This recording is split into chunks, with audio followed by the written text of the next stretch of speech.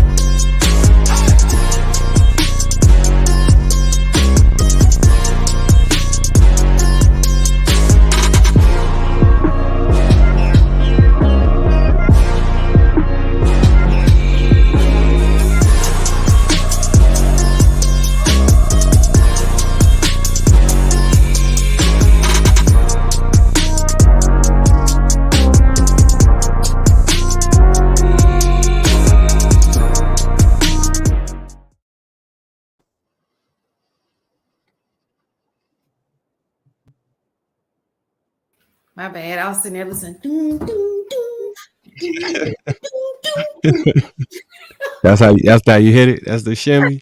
doom, doom, Put the shimmy together. Hey. Call that Happy the fan shimmy. Friday. What up? What It's up? another Happy Bougie Black Friday. Friday, y'all.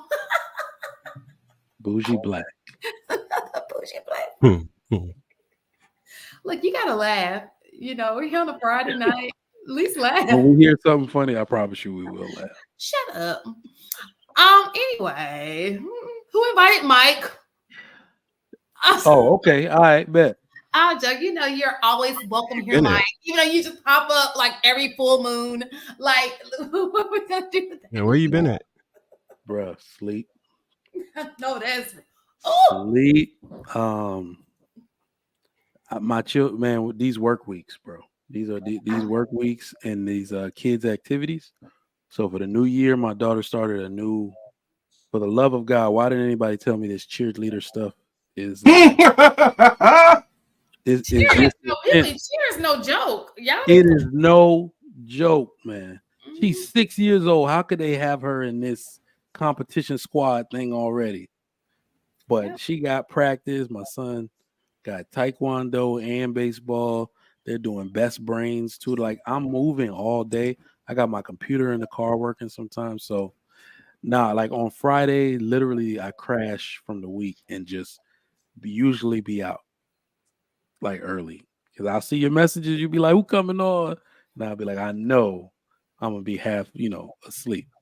I be But the same way. What's your hat say? Huh? Mike, what's the hat say? I gotta be in the middle. fuck off respectfully. Okay. Why he not? He was just like, Give yeah. me a second. Let me introduce the panelists for the night. I'm the only female here, as we can see. We have Marky Mark. We have Trigger Mike. We got the AP and the HD. AP and HD. My name is Shan Monet, and this is a Chic. Karate. Oh, she's done 8 different Y'all beats can tonight. talk again. Look, okay, so something just came past so I have to ask, and I know people have probably already had so many shows about this, but because I'm kind of away from the internet a little bit until the day of, I don't know. But my question is, so do you think $35,000 a month is too much child support for somebody who makes $475,000 a month? Yes. Why is that? You don't need, you didn't spend, this is the good argument I'm hearing. Mhm. You didn't spend that on the child while y'all were together. Okay. That's I'm just leave it at one word. Okay. Or Anybody one. else wanted to? And I'm gonna give my, I mean, it just don't make no sense. You can't buy $35,000 worth of reasonable stuff for children. They Okay. just don't exist. Mm-hmm. You And know, you shouldn't. So let me ask you a question. So I always thought of this so I've always had in my mind, and this is just the way I think, and I'm not trying to put it on anybody else. If I ever won the lottery, I want to make sure that when my kids leave here, they're living the same life they're living here over there. We are on the same page because it's not about me, it's not about him, it's about our children, right? And my kid is a reflection of me. So I would want what I want for myself, I want for my kid. I would never buy a car and spend more on a car than I do on my own child.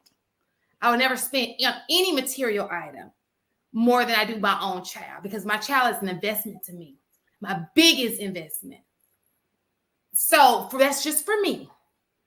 And and this can be word as bond. So if Shantae ever won the lottery, please, you can see it. I have no problem with hooking up because that's how I feel with my kid. I want my kid to always be in an environment where they're exposed to different things. They're living a decent life. And unfortunately, you have resources. Those are the things that are open to you. You know, with the more resource you have, you are open to more things, right? So I wouldn't want my kid to come to live in this nice house with me and then go half the time living, and especially if it's vice versa. Most of the time they're living bad, and then they come to me and live nice. Like think about the kid. Like let's just say I be looking at my dad like dang.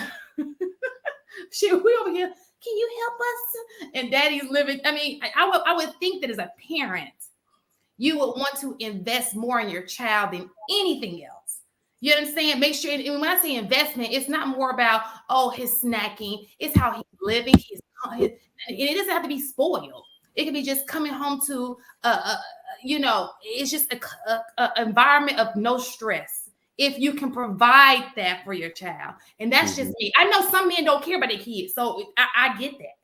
Some people don't care to that extent, but they like, they think of it more of, I'm doing that for her or him. I don't think about the other person when it comes to my kid. I think about my kid. I think you conflated that to rationalize robbery.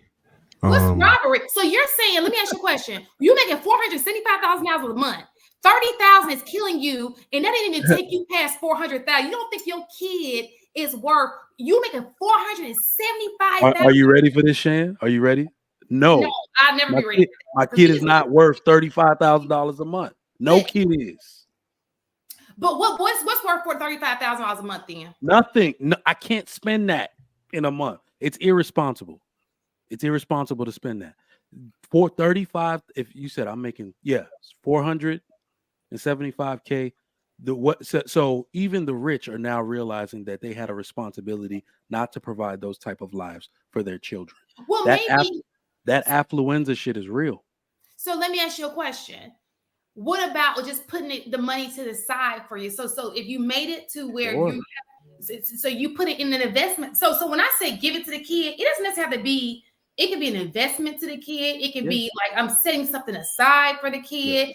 This money is going in this pot for college or whatever it is for your kid, right? Now, what you said, that I agree, but you're gonna start seeing. I've gotten a look at some of the conservative legislation that's gonna be coming out in the next 5 years. They walking all this shit back, y'all. They walking all of it back.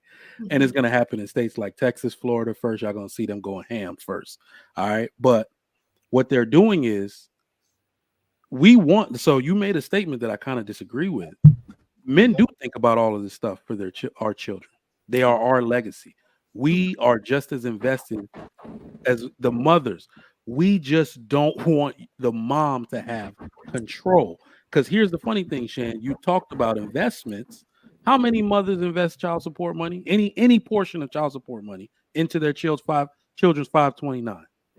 They don't. So what you can do though is when you're sitting there, I think this particular person did not have a problem with it. I think that we made it a problem. I think this person negotiated that, and we think it's unreal that this person fought that much of their kids to negotiate that. This wasn't an argument. This was a person sitting down. They didn't go to court.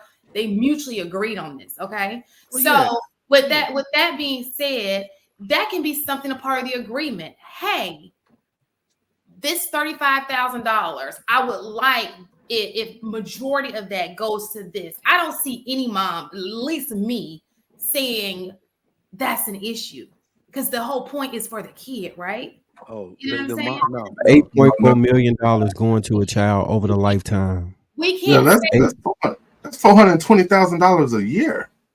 Huh? There's like you said, 425. It's $8.4 million going to that child until the age of 18 to 20. That's just no. If you put it in a fund for him, I don't have to give it to her. What we normally see is people buying BBLs and Rolls Royces, and then when somebody pay off their child support early, a month later they be getting evicted, talking about they need more money from the father. And when they finance their life out, then they need more money. Question. So again, it sounds like we are having a problem with the woman having money. That's what it sounds like. So with that being said, because to me, I guess I'm more of a giver than I am and that's just who I am. But in that case, again, make it so you make an account this so you can see that these are where the funds. Nobody can touch it. The kid can't even touch it, like a trust or something. Yeah. And make it that way. Mm-hmm. Well, the way you laid out the scenario, that could be done. But in most cases, a man is ordered to pay child support. And if this man is ordered to pay $35,000 a month, he doesn't get to dictate any part of those terms.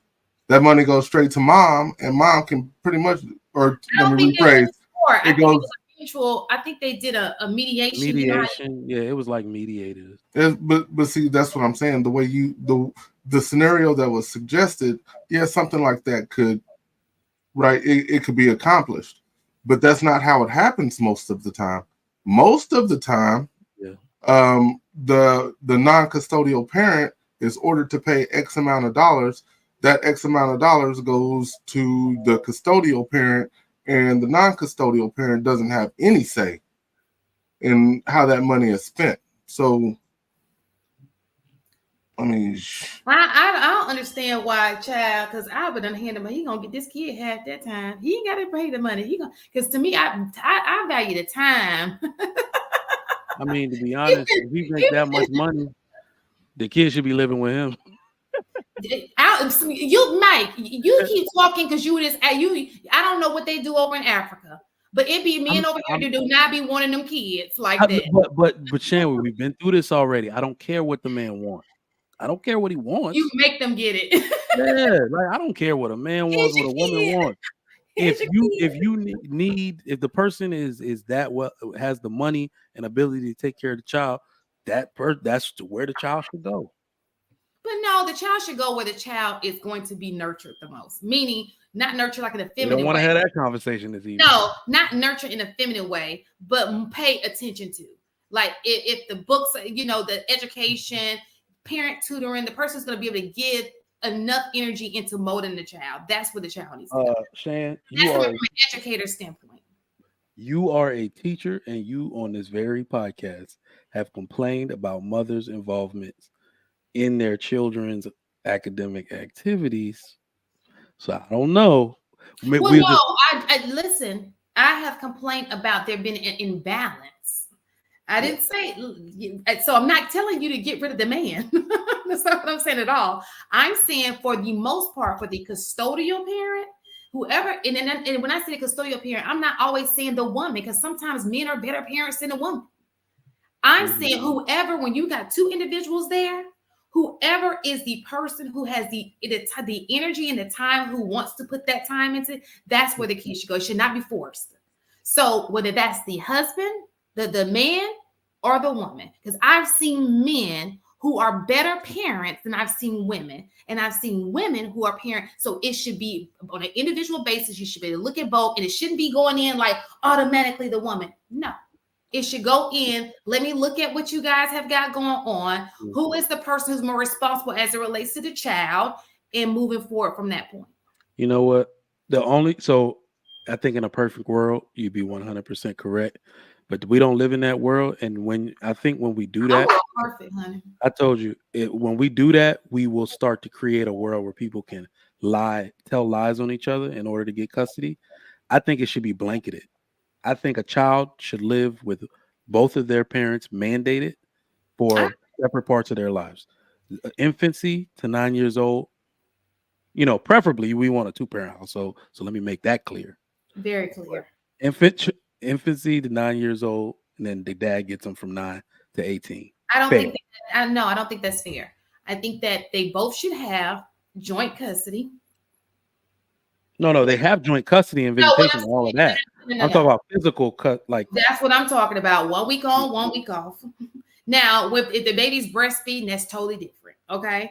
But out of that stage, I think that the parents should have, they should be, so the kid can be comfortable with both parents. No. I mean, that's still going on. But remember, the kid has a physical address. So 9 years at one physical address and 9 years at another. The reason why I think that's important is because I think I was on Hamp's show and people were saying, shouldn't we give some accountability to the fathers if they're in the children's lives, but the children still turned out messed up? And I said, proximity plays a big role in a father's ability to influence his children. I feel like I'm an excellent father, but there's no way I could live across town and be home to make it to take my kids to all these activities and do all this stuff that I'm doing. The reason I'm able to influence them this way is because I'm here. Every behavior that they have that's bad, I correct it with immediate effect because I'm here to hear it. right? So if we split, there's no way we can be that efficient. So there's no way I can teach them discipline while I'm at my house and they live with their mom. So yeah, 9 years in one, 9 years in the other. But we still do that stuff you were talking about. I guess I just see. I don't know. First, you're right. If you're in a different state, obviously that's not something that you can do. But if you're in the same city, try your best to live as close as possible. Most of these cities are not even as big. Y'all think about these major cities. Most cities in the United States are not big like major cities. So they live in this proximity of each other. It's one big neighborhood. Shit. That's true. So with that being said, go get your kid. Be at them.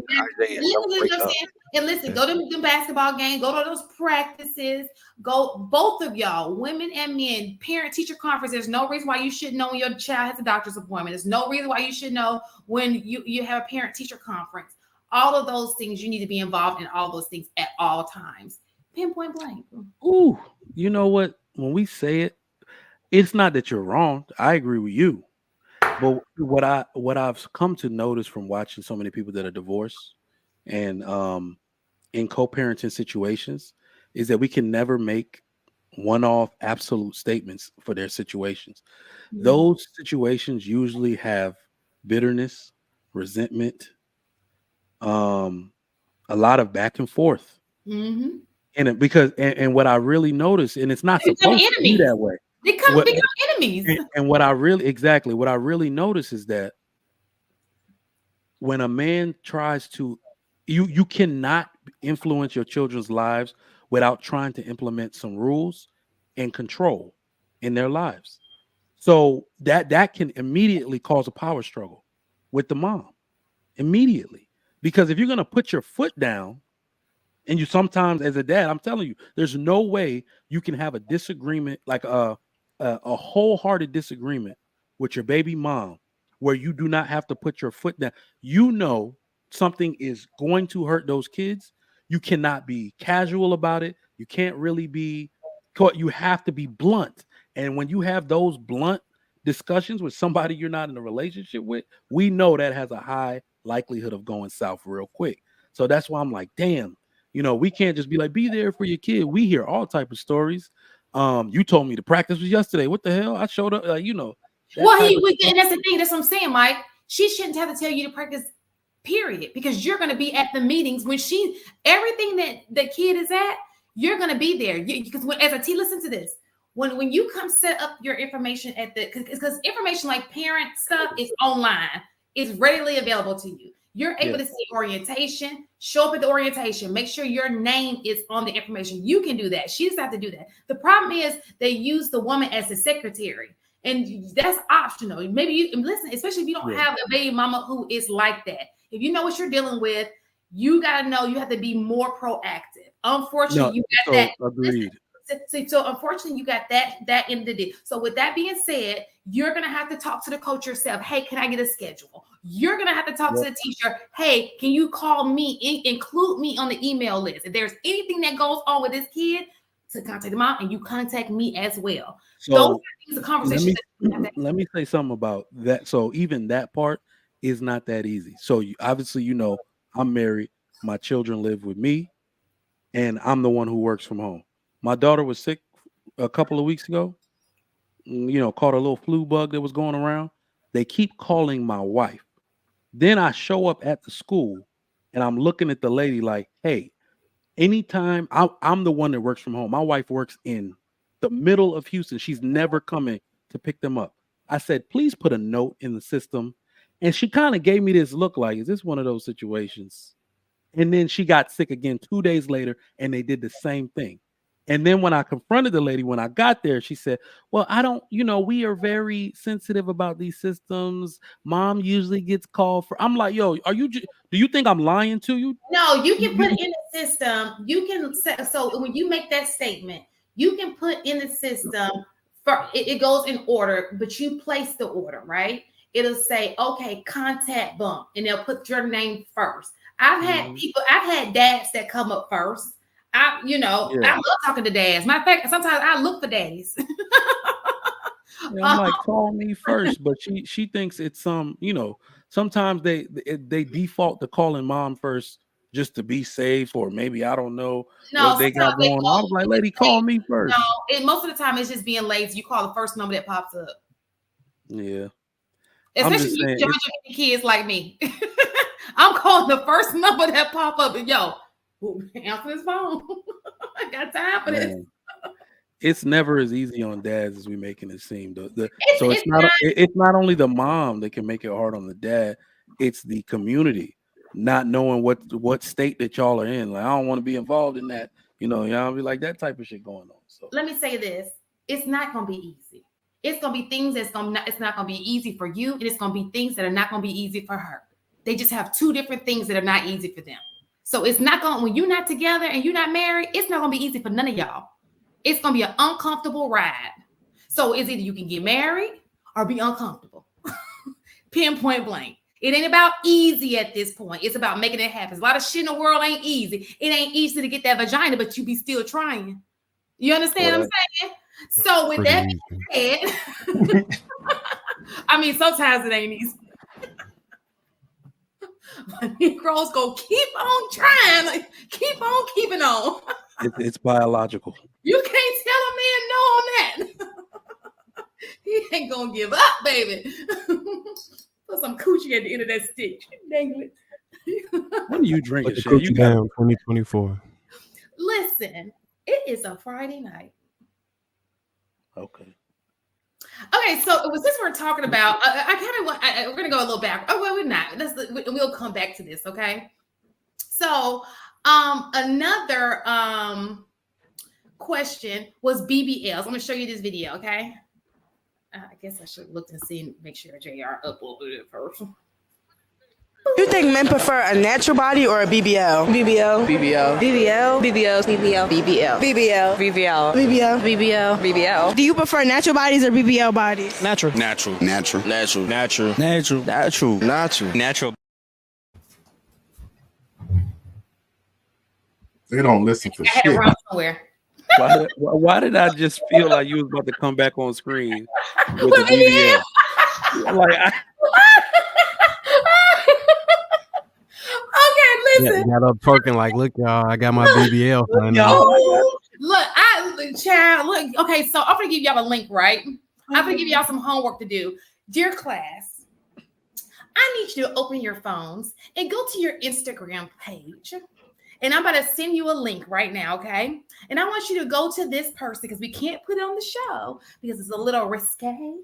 But for a brief second, I want you to look up this person, okay? Because I think the problem is a lot of people think that they can spot a BBL, but they cannot. They can spot a botched BBL.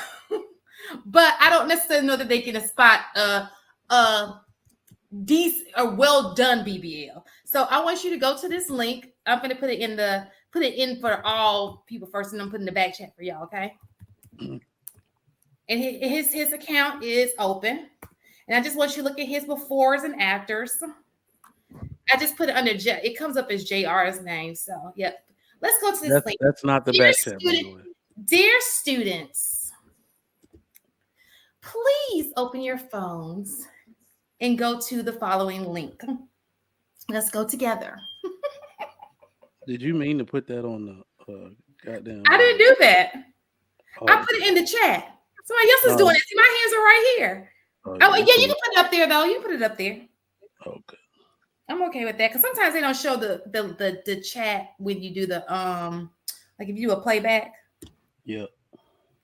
So are you guys there? Wait, you kept saying he. This ain't a man we looking at, is it? No, it's the man is the doctor. The results are the Oh, okay. I'm like, she trying to turn us out in this month. Nobody trying to turn your butt out. Nah, ain't not a chance. Not a chance. I don't think these are the same people in these pictures. Listen, this man has a 3-year waiting list. Okay. Oh well, I mean, think this is so he's doing BBLs the way that it's supposed to be done. He's not doing exaggerated. Okay, go to look. Okay, so this is what I want you to do. Okay, so this is a row, up and down is column. That's for the people who don't know. Go to the first column. 1, 2. Let's see with the row. 1, 2, 3, 4. 9th row with the fishnets on. 3, 4, 5, 7, 8. You got the fishnets on. That's the 8th row, I think. It's 8 with the fishnets. Yeah, first column. 8th Listen, row. they click on it. That look natural. This man, I don't know what kind of Asian persuasion he has. No, so for surgeons especially and those type of people, they say beauty is symmetry, and he stays true to making sure he gives them He does. true symmetry. It's like art. It's like an artwork. That exaggerated symmetry is where we like, oh, this is too much. And here's actually the new way to spot that if the ass don't match the arms, like fat is distributed on the body pretty evenly. Like, if you are certain type of big, you got big arms, you got a little under neck fat and all that type of stuff. So if a chick got skinny neck, short arms, and this fat old, I'd be like, that's one of the ways you can be like, nah, that shit ain't real. But no, this man doing the Lord's work. Okay, one more, last one. Go down to 11, row 11, and go over to number 3, and look at her before and after. Girl was row 11. 8. What she got on? What color? Like, what's the identifying white mark? Shirt on and some black pants, some black shorts, little shorts. But she'll show her before, and then she'll do the little thing. And then 1, 2, 3. But he also does tummy. I mean, he does lipo, right? He does all of these. He's lipo, body contouring. Okay, you gonna pay for that new body, baby. Oh yeah. So is he doing the fat transfer, like taking it from his stomach? He takes it. He contours the body. So my point is, so the reason why I brought, and there's a reason for me doing this, right? Because I think that what women are trying to say is sometimes men think that they're dating a woman who has a natural body, and that body is not natural. And so when a woman sees you dating her, and even in your head, you may be like, oh, that's natural. She's like, he likes BBLs. He just don't even know that that's a BBL. You know what I'm saying? And so, because these women who have money, they go get those little care credits. You know what I'm saying? These women will go, this man has a 3-year waiting list. 3-year waiting list to turn your body from SpongeBob to Baby Got Back. Okay, the back, the snack in the back. So when you see that, and you, let's just say you yourself are SpongeBob, right? And you see that you're not getting attention, but the day that you turn into Baby Got Back, and you could be classy with Baby Got Back. I know there was one video somebody posted, it was years ago, some months ago, and a girl, she was fully clothed, and he was like, this is the woman of, this woman looks good, she's modest, but she had a nice figure. You know what I'm saying? It had nothing to do with her being overly sexual, but at the end of the day, if it was SpongeBob, y'all wouldn't have the same she wouldn't get that same attention. No matter how modest because you can still be modest with a BBL. Now, what has happened is these people get BBLs, now they want to show it to the world, be like in skimpy outfits and stuff. But just imagine a BBL that's nice like this man has done, in a nice outfit, classy. That'll change the game. You got me a classy. You know what I'm saying? And she ain't even she went to Dr. Jung Money, but you're gonna find out when you got them kids got bad bodies. Would you get a BBL? No. I'm scared of surgery. I told y'all that. I ain't never tell y'all that. That shit scared me. That's like one of the most dangerous surgeries of all surgeries. BBL is like you're willing to risk it all to be fine. Child. That's why I understand why people go to these places. And I'm like, you gonna go somewhere, and at least with him, he has a track record, right? He's pretty good at it. He's a reputable doctor. Yet he costs. This they need $35K a month for.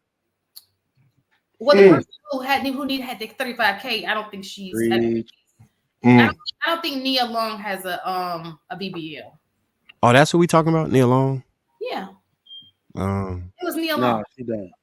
Naturally. So yeah, she's a naturally beautiful person. But let me put it to you like this, Shan. It's like that contour of a body is what we love. It was made popular by the corn industry and all of that. Mm-hmm. And we love super shapely women. Mm-hmm. But I think naturally it's going to take time. If people are faking it, because I don't think it's a large amount of people. It's saturated. It's going to become it's naturally. So I already see it happening. I'm out the game, so I can just appreciate from afar in the distance. The natural bodies are still going to get the most, like the most natural attention from men, because the exaggerated bodies now are on everybody, and we know that's not true. That type of contour of a body and when we really look at it, they don't just get the body done. They start, like you said, showing it off. They start showing it off, and then we take them out of the wife category mentally, and they don't even know it. Yep. When I've seen a girl that was dressed way too risque but look like that, I'm only enticed one way, to holler at her. True. Right? What's that video from last week where the dude was like, I mean, we can go to the crib, because she had her ass out like in the jeans. I saw that. It was, she had her ass out. I'm gonna find the video. But the dude, he was like, where you gonna take me on a date? First, you're gonna go to the crib, because she was damn near naked. I'm not. What you mean a date? I don't even want to be seen out with you like this. What's wrong with you? So yeah, you might want to be seen with her. Let's give it a bean. You might want to go to and flex on it. But you know what? And it's each his own, because I know men who I in Atlanta, I've known husbands who pay for their wives to get BBLs. You know what I'm saying? So he probably got tired of not being able to whatever it is they do back there. You know, whatever's going on back there. Now that people be a part of the now that people getting deleted behind BBL, I can't do it. Oh yeah, it is very dangerous. I saw an episode of, I forgot, I think it was the guy from one of those doctors from Lifetime. I think the TV show Botched, and he did like a little snippet of how dangerous, like even a doctor who's willing to do it, like they're like risking it all, like, you know. This is you have to go to a person who really knows this area of the body, because that something about the fat gets into that bloodstream, and it's just like, boom. So they don't. I'm not willing to become a single parent home for your ass to be fatter. I'll go to the gym with you. I'll develop a workout plan. I'll support you. I'll train you. We'll figure something out. I'm not trying to have you die behind a fucking BBL. That shit ain't worth it. You too important to me. You too important to these kids, the people that love you. That shit just ain't worth it. It really ain't. And I think that's how most men feel. And some people, and the thing about it is, women, that stuff can become an addiction. You get it one time, okay, and they don't stop. Then they want to go get something else done. You know, ain't that how Kanye lost his mama? Didn't Kanye lose his mama for a BBL or some shit like that? Kanye and you see what happened to him? People be fucked up when you lose the look. We don't got that many people you can count on in life, right? Especially somebody that gave birth to you or somebody that's giving birth for you, right? So to lose them behind something that superficial, that'll fuck around, and especially if you encouraged it, that'll fuck around and break your mental. What's you know what I'm saying? The comedian name? He had the wife. You know what I'm talking about? The Wild and Out comedian. DC Young Fly. Yes, that was like her third surgery, right? Second or third surgery. That she died from that. Yep. You know, so people be acting like surgery is not invasive. It's not that serious. You know, that gym gonna take some time. However, you will be alive.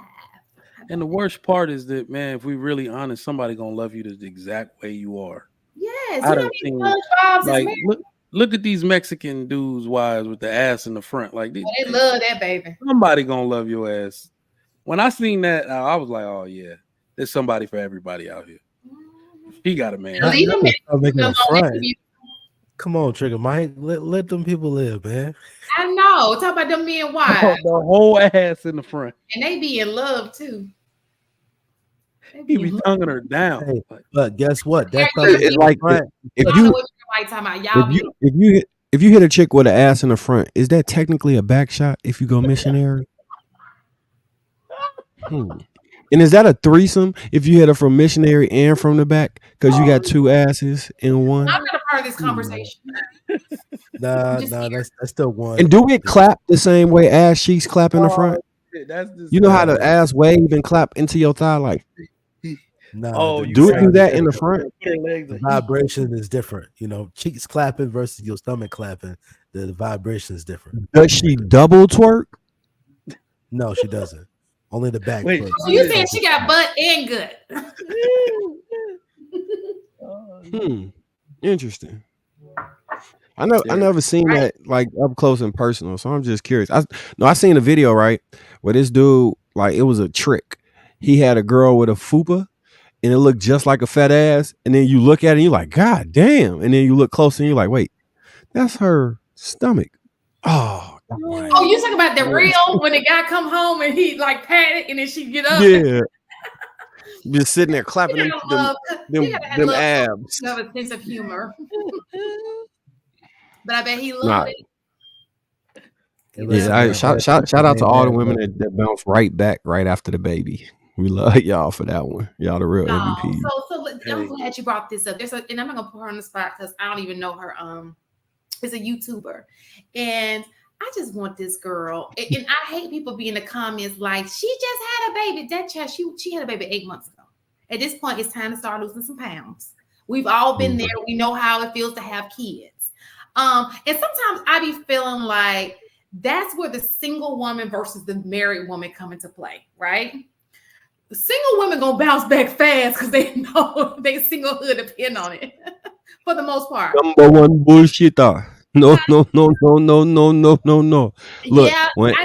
look, let me give you the breakdown.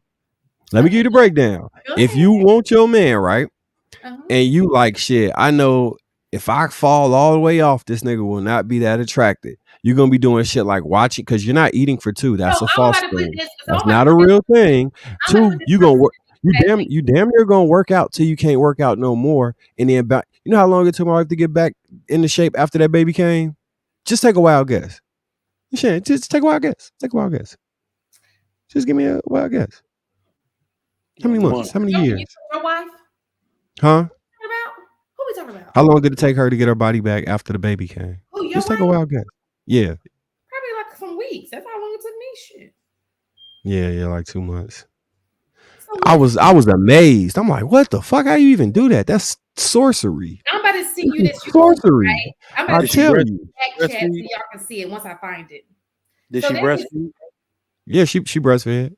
That's the quickest way to lose weight. That's what my wife's doctor said. It is. Okay, so check this out. But this person breastfeeds too. When I find it, I'm gonna put it in the back chat. I'm not gonna put her on blast because I'm not gonna do that. But I will put her. But anyway, I went to her. She pops up on my screen right with her husband, and her husband is an attractive man. And so I look because I only saw her pregnant, and I noticed that she was huge pregnant. Well, one kid. Was she huge before pregnancy? Listen, so I went to the picture, the little profile picture. I zoomed in on it, and it was like a marriage picture. I was like, oh, she was a baddie. And I thought, girl, you better lose that weight because you loving on him right now. And he's comfortable with you right now. But baby, and if you got him in the spotlight with these YouTube things, if you know better, you better get your butt on the treadmill. I'm just saying. I'm going to show you a link. So you can all I'm saying is, let me suck them titties, baby. That's it. So what happened? Hey, I will say that when they full of milk, they be the plumpest, and when they pregnant, it be the wettest. That's some of the best times. Like for all y'all single men who never had a baby coming on the way, let me just tell you something. You could tell when she pregnant if you really in that thing. You will know the difference because oh my God, like, oh shit, you pregnant, ain't you? And then just too much information. It is. He's having a moment. Just a tad.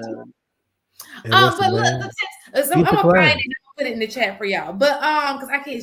Whenever you looking for something, that's when it never pops up. But my whole point in saying this is what I've noticed is a lot of women who have a man who are married, they take their time because they rely on their husband's love. Like he's not gonna leave me. And I'm thinking to myself, girl, I hate to be the mean girl in these comments. I want to first of all apologize what's about to come next. I hope I'm not trying to offend anybody, but you need to lose some weight. It's time. It's time. You know, I damn near can get pregnancy test with a back shot. Like, oh, you're pregnant. I know it. I feel it. It's there. It's a baby coming.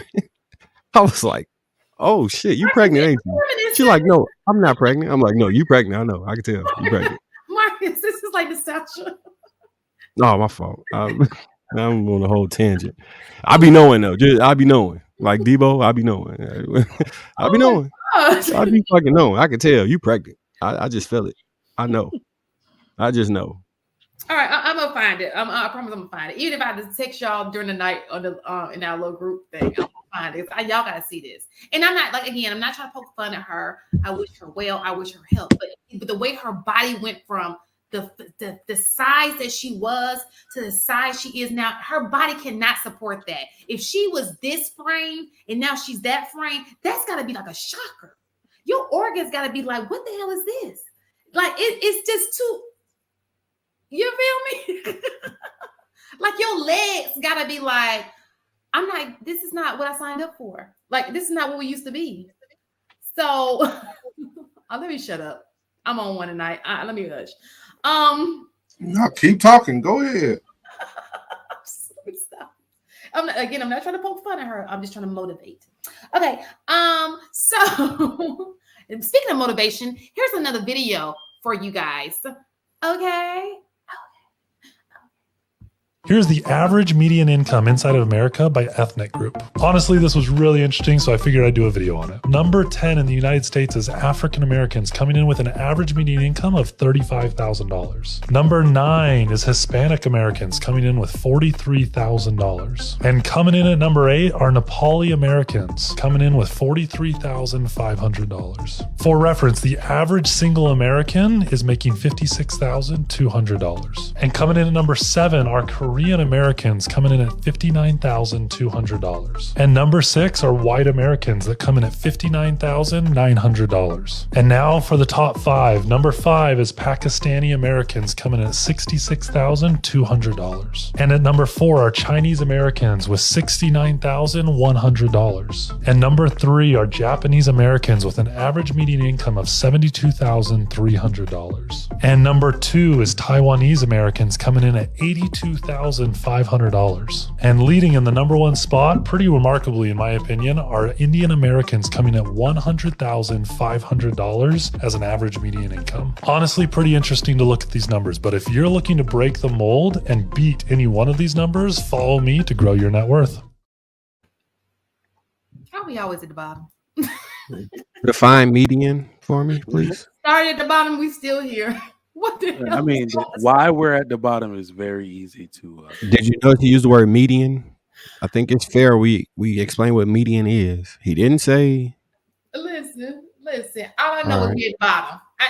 We didn't meet it all racing at the bottom. At the bottom.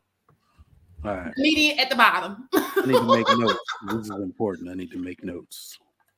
I don't think Africans were on there. Period.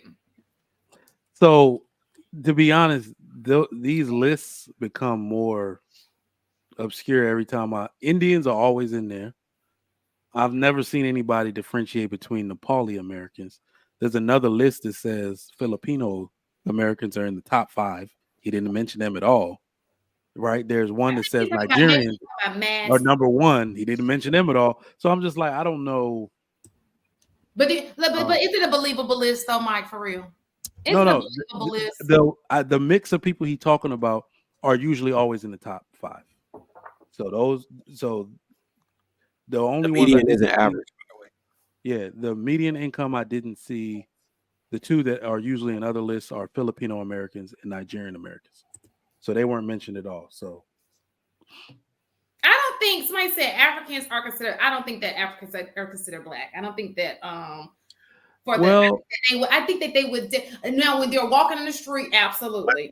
Let's not even go into this conversation, please. No, so the only reason of economics, I don't think that they. I don't know how. So this is the interesting part, though.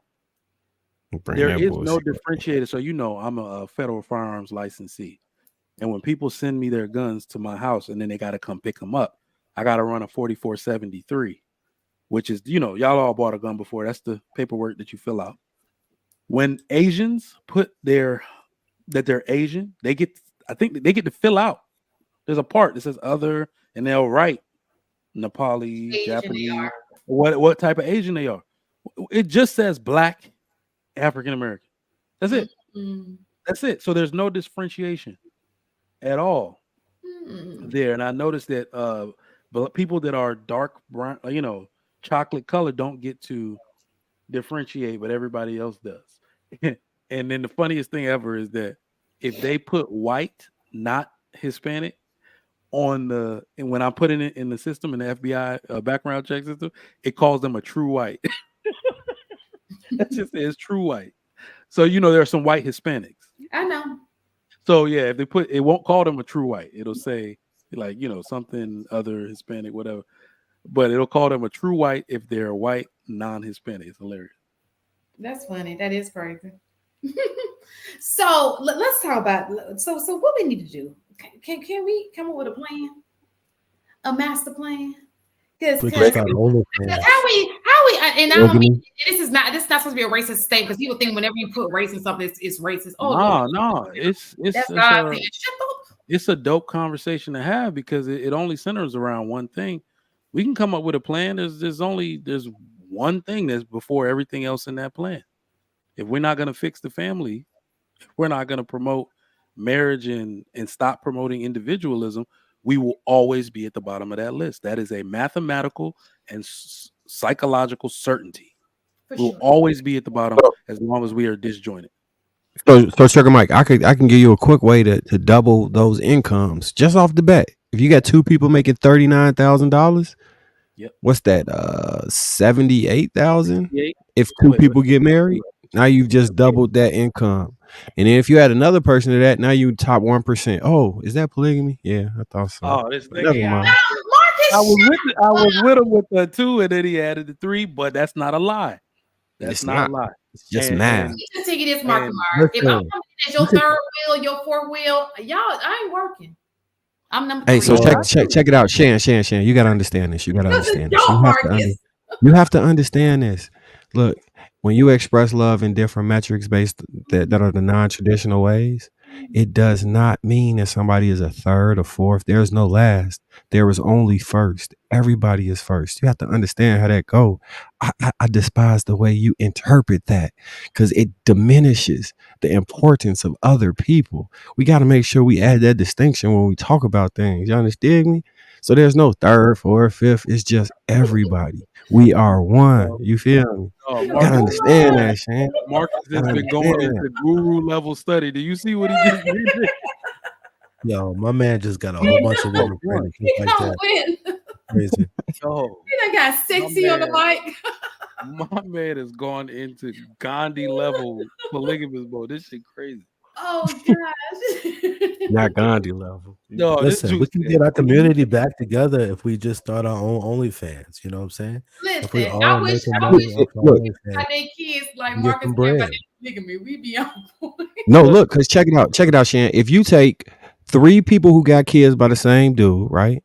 You teach them the tools to be able to resolve conflict. You put all 3 of them in the same house. Their income instantly triples. They instantly get a father. Now they have supportive adults surrounding them. How do you lose if we all winning? You don't lose. How do you lose if we all winning? And I'm not saying single people should just go out and create polygamy, but if you already have a forced polygamy situation that's contentious, man, make that shit right. You steady trying to date around and do all this other shit. Got to find a babysitter so y'all can go out on a date. And he got to find a babysitter so y'all can go out on a date and create new accessory families that might break up. Man, just stop that. Basically, Marcus, what you're saying is y'all already sharing a man. Why not do it official? Okay. And to y'all financial and time benefit. Look, Mike, if it take me 24 hours to clean my house, if me and you clean my house, it's only gonna take me 12 hours and you 12 hours. You got the rest of the 12 hours to yourself. Yep. Now, if HD come over and help us clean, what that transfer down to 9? Now we got an extra 3 hours. We essentially be living in retirement. Because you get all your data yourself. Let me So, tell you. It still translates to 12 because I'm gonna sit on the sidelines and chill. So let me say this. You will be excommunicated. To the other side of what Mark. Hey, the teamwork make the dream work. You understand me? Another way to make that work too is that y'all know I went on a cruise for Christmas and my brother and his family flew out and we went out of Galveston, and I don't know, he never said anything to me about this, but me and my wife are looking at buying a new, bigger house this year so my mother-in-law can move in and all of that. And my brother was like, screw that. If y'all trying to get a compound, we'll move to Texas. And I'm like, what? And I was like, damn. And what he really was saying is like, look, man, you the enforcer, meaning me. I'm the eldest brother. And he's like, the way you raise your kids out here saying, yes, so nurse, no, yes, sir, no, sir. He like, I need that in my life. You know, he's like, I'm your little brother. I didn't get that from dad. I was like, okay, that makes sense. And I just started thinking about all the way. Let me tell y'all, I called my mortgage specialist homeboy. I sent him my W-2 from last year. My brother just told me, it's like, ballpark it. How much on the mortgage will we be qualified for? When you team up, oh my God, when he sent back that number, me, him, my wife, his wife, our income, oh my God. When he sent, so he sent back, and then he got excited. He was like, bro, that's dope. He's like, I haven't done one of those before, but I just asked my boss, and he said, listen, if you buy this one, he sent me a piece of land. He said that has an area for cattle. Now, if you get a few, you don't pay tax. I was like, what? Yo, if you really want to do this thing, man, doing it together, that multifamily model is going to skyrocket our net worth. It's going to skyrocket our purchasing power, our ability to buy businesses. And it's the only way. It's the only way to get that number up, Shan. Marriage, polygamy, multifamily model. It's the only way to do it. Well, I agree. So I think that we are very individualized here. I'm not preaching for polygamy, even though the right guy came, I'm just playing. But so just in case you guys are new here, Marcus always gets a little segment. He always finds a way to talk about polygamy. He's going to throw it in there. It does not fail. So just that's not what it is. I'm so solutions based. When I hear a solution, or when I hear a problem, I'll be like, what's the solution? That you got 3 baby mamas, you in 2 different states, y'all not getting along. But it's post. We passed that point. Like okay, look, we talked past people. Yeah, look, we talked about what's the boy name? The comedian dude who put Jesus first and everything. He do a lot of skits. Wayne. He got like 10 kids, 6 baby mamas. It's no reason he should be separating his income and barely participating in his kids' lives. In that specific case, he needs polygamy. He needs it. For people who have already done this, they need it. Like Country Wayne need it, bro. He needs it. His kid gonna get 1/10 of him as a man. His family gonna get 1/10 of his income. So they're gonna be living in a 2-bedroom apartment instead of living in a 10 bedroom mansion with a father. It just don't make sense not to do it that way. Is that so Nick Cannon is doing it all wrong, right? Yes, I agree. He is doing it wrong. Very wrong. He should just buy his neighborhood, put all his baby mamas in the neighborhood. Oh, they neighbors to each other. You want to say hi? All right, say hi. He actually should do that though. Hi. Say how long do you see Daddy every day? Say too long. No, you don't have to say the same thing. He's like he be sleep. Because every time I call, he be sleep. Do I sleep a lot? Oh, get out of here. Get out of here. Get out of here, Wally. Get out of here. So why love it. So love you. So I get what you're saying. But I agree with what you were saying. Okay, I get what you're saying. I want to acknowledge Marcus. I get what you're saying, Marcus. But I want to also acknowledge Trigger Mike. I think that we have become first of all, we have no value in family. It goes back to the family conversation, right? The village. People who have a strong village do well. Yep.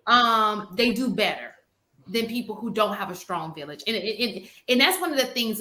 So people all, I had a conversation, I don't know if it was on here or whatever, but it was a conversation on when you become a billionaire or a millionaire, you make it NBA or whatever it is that you do you give back to your family, right? And so the thing about it is people are like, no, your mama, blah, blah, blah, blah. But I would say it's not necessarily your mom, but you give back to your village. The whole point is your village invested in you so that you can give back to your village. Does that make sense? And you keep it going. But what we have done is now we make money. It's all about us. We don't invest back into our village the way we're supposed to. We're not supposed to leave. And that's the thing about being educated, right? You end up leaving. You're like, I'm going to explore the world. I don't want to live here anymore. You're too good. I'm from Alabama. So I'm like, I'm too good for Alabama. I don't really think that, but I'm just saying, I'm giving you hypothetically speaking. Yeah, you do. I want to live here. Now, I would love my family to come to, but I get it now. I given my kids the same upbringing I had because I was fortunate to have a village that raised me, right? And that was a good feeling to say that I had all these men who took care of me, all these women. It was a collective that fed into me. So it would only be natural that I feed into them because now they're of age. It's my job to feed into them now. Does that make sense? It's all of we take care of each other. Go ahead. What were you about to say? I think it's even deeper than that, and I think Trigger Mike touched on it. When we talk about the small hat community, you have 3 generations living in one house and 20 families living in one apartment complex. That's the way we talk about, their stranglehold on certain parts of the economy. That's how they do it, because everybody inside the house inside the home is working. But it just so happens you got grandma, grandpa, you got mom, dad, and then you have the of age kids. And they continue this cycle that allows them to continue to grow their money, maintain the family unit, and still have a community around them.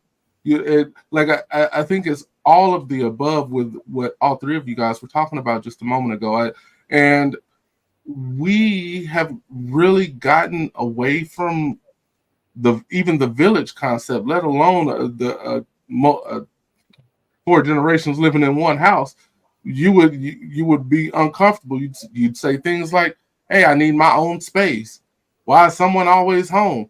And those are the mindsets that we need to change and I'm going to put quotation marks around it, that we need to change in our community in order for us to change from being at the bottom. And until we do, we will always be at the bottom with this individualistic mindset. Hey, you know what's even crazier, AP? If you own the land, they can build their own home on the land and be separate, but they are still intergenerational. So when I didn't understand this at first, when they say the nuclear family broke up the Black community, I didn't understand that.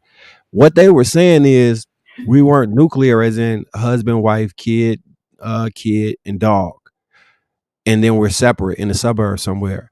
Because traditionally, like my family is like, my grandfather came from Arkansas. He brought his wife, my grandmother, brothers and sisters to Chicago, plus they cousins. So you had multi-generations and multi-lineage family all under one household, and they thrived. And they were my cousins would be like my brothers. We don't see a distinction between cousin and brother. We all work together. Now, if you look at families now, they might not even have Thanksgiving because they so separated. They might not even get together regularly because they so separated. And when things happen, the thing about proximity and closeness to each other, you can't forever be mad at somebody when you got to see them every day. You're going to have to get over that shit. We're in a position now, you can get mad at somebody in your family and not see them for 10 years.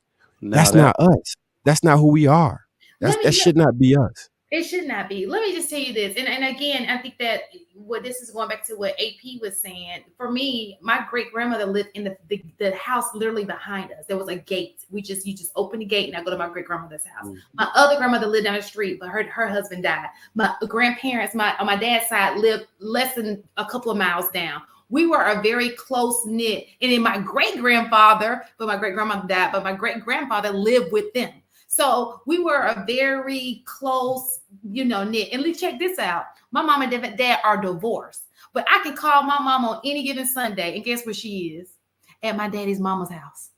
It's I weird. thought you were about to say at your daddy's house. I was like, why the fuck they get divorced? No, no, because my dad's the only child. So when my dad's mom needs something, she calls the like daughter, which is my mom, and my mom goes to assist. It's crazy out here. So how it is. This is why that multifamily model and it used to, and this is the stories. These are the stories that I've heard of in the Black community prior to like your people your grandmother's age, especially people from the South. They did this in abundance and they did it well. Notice my wife's dad's side, they're from South Carolina. They live on a road. The road is theirs, named after their family. So they're telling me, thank you for all that you do. You will have a house land on Porter Road. I was like, what? Whoa. Because they're waiting to give it to somebody that is married, that has the income to take care of the land, when they pass. And I was like, damn, this is an honor. I get that this is the way you want to pass on your memory and your lineage, so on and so forth. Dedicated. I told them to give it to my children, right? But this is why that multifamily model works so well. And we always skip over this. I need men and women to understand this. It's not really about how much money you make, because all of those people that they named, Indian, Pakistani, Japanese, they're not all engineers and doctors. In fact, most of them aren't. They are blue collar workers. They are cab drivers, Uber drivers, and all that type of stuff. But it's not about the money you make. It's about the money you keep. I tallied up the childcare expenses for my children around since my son was born, $102,000. They kept all of that shit. They kept it all. That's Trigger Mike. Yeah. Could you have built a place addition to your home and housed your mother or her mother in your house for $102,000? And not only would you have gotten better child care for your child, but you would have got somebody you could trust that would be there for your child and provide for our elderly. To them, read to them, all of that. So that they keep all of the money that we keep shelling out because we want to be individuals. If you want to know why Black moms are so tired all the time, it's because they have to do everything as individuals. This was never supposed to happen. If you're tired and you want to take a nap, take those kids next door or downstairs to your mom and be like, Mama, I just want to take a nap real quick and let me go do that. This is possible for everybody in that multifamily model. It's not possible for most Black people as individuals that want to be. Now, my family a little too much. I want to be away from them, but this is what we get for that, right? So we spend money. Daycare don't even I don't think they exist in like Africa, places like that. They don't exist in other countries, and I don't think they even existed here until like the 70s. It wasn't a thing. We had explored this a little bit. Daycares didn't exist for real. Your family, even people, not even the people in your community will watch your kids for you. There'd be one older lady be like, no, you bring them babies here. Don't be out here taking them any which way, and would keep your kids. Imagine how much money you would save doing that, man. It's crazy.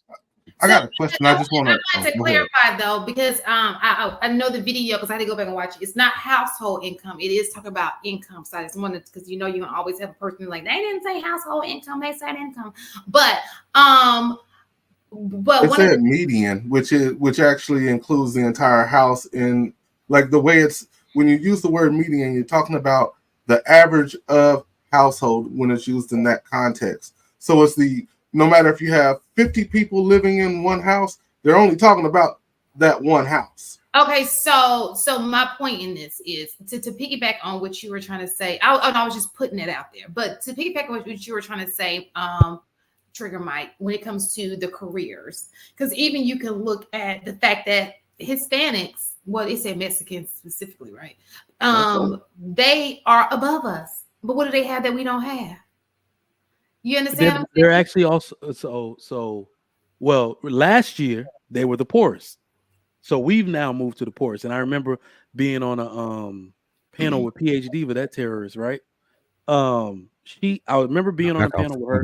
And she said, Black men are in last place. And I had to stop her. I said, ma'am, Black men and Black women are not together. They are not getting married. Black people are going to be in last place until they figure this out. I said, every Mexican group I see, those men love women with ass in the front, as we said before. They don't have a problem marrying those women. Though they still do shotgun style weddings. The men look happy with the women. Like I said, listen, if you have that type of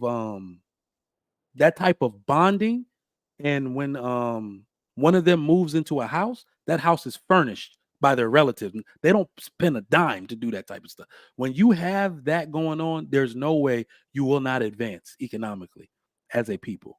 So I said we are always going to be in last place until we figure out how to stay in the same home together, at least. So I just want to pose a question to you guys, because I see this come across my YouTube quite a bit. These ghost towns that are for sale.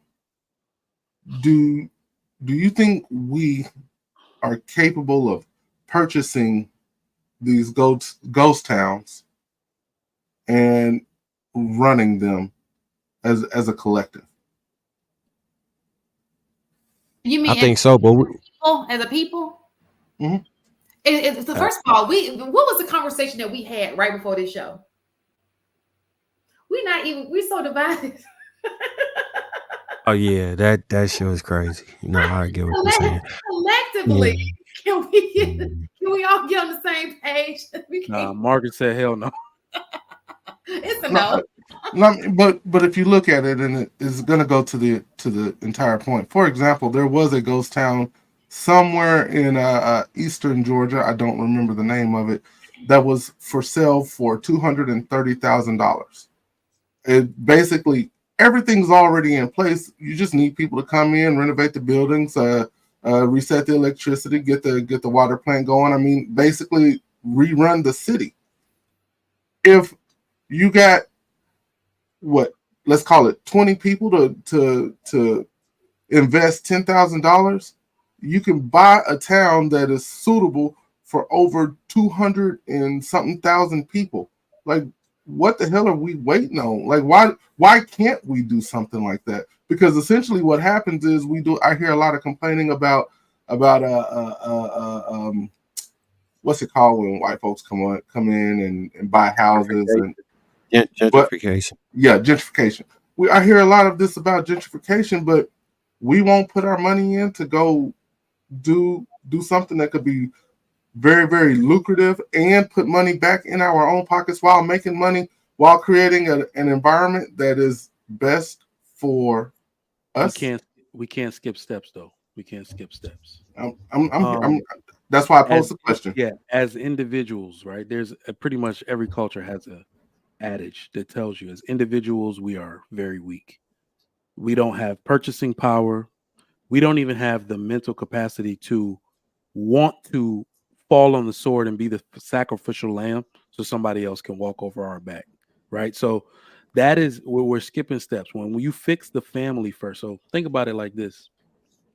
What is it going to take for people to have this type of agreement and bond, but also trust in one another? It's the family model. It always goes back to the family model. People don't actually trust individuals. They trust stronger bonds than that, right? It's fathers trusting fathers, and only because it's like, you know what, my kid has played soccer and went to school with this kid for like 10 years.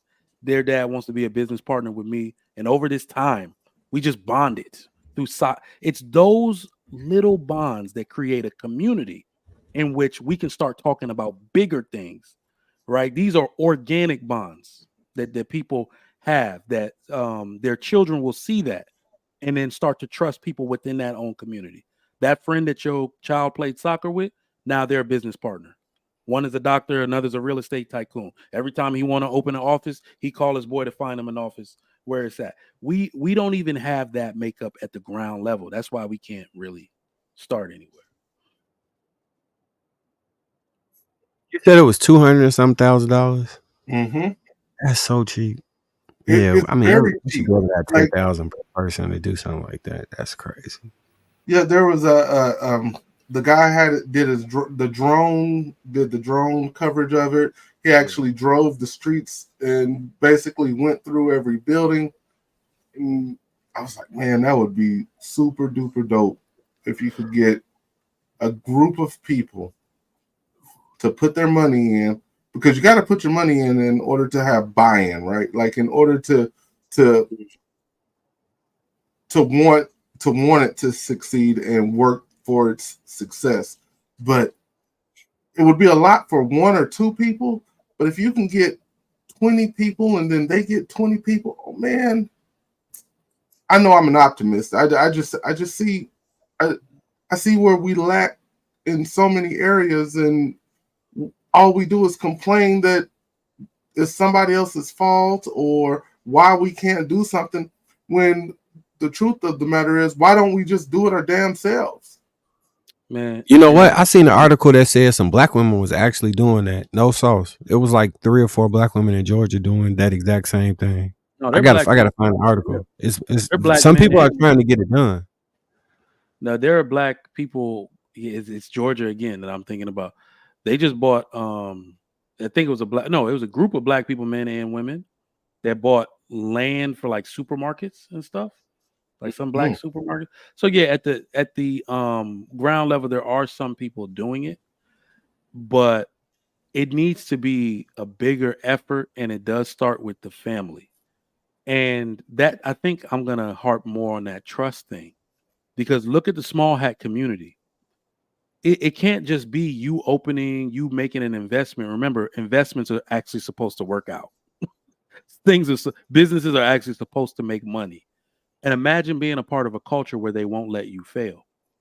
We don't have that culture. The small hats, I forget what the word is. Do you know they have a word that means don't let this person fail because they are our family?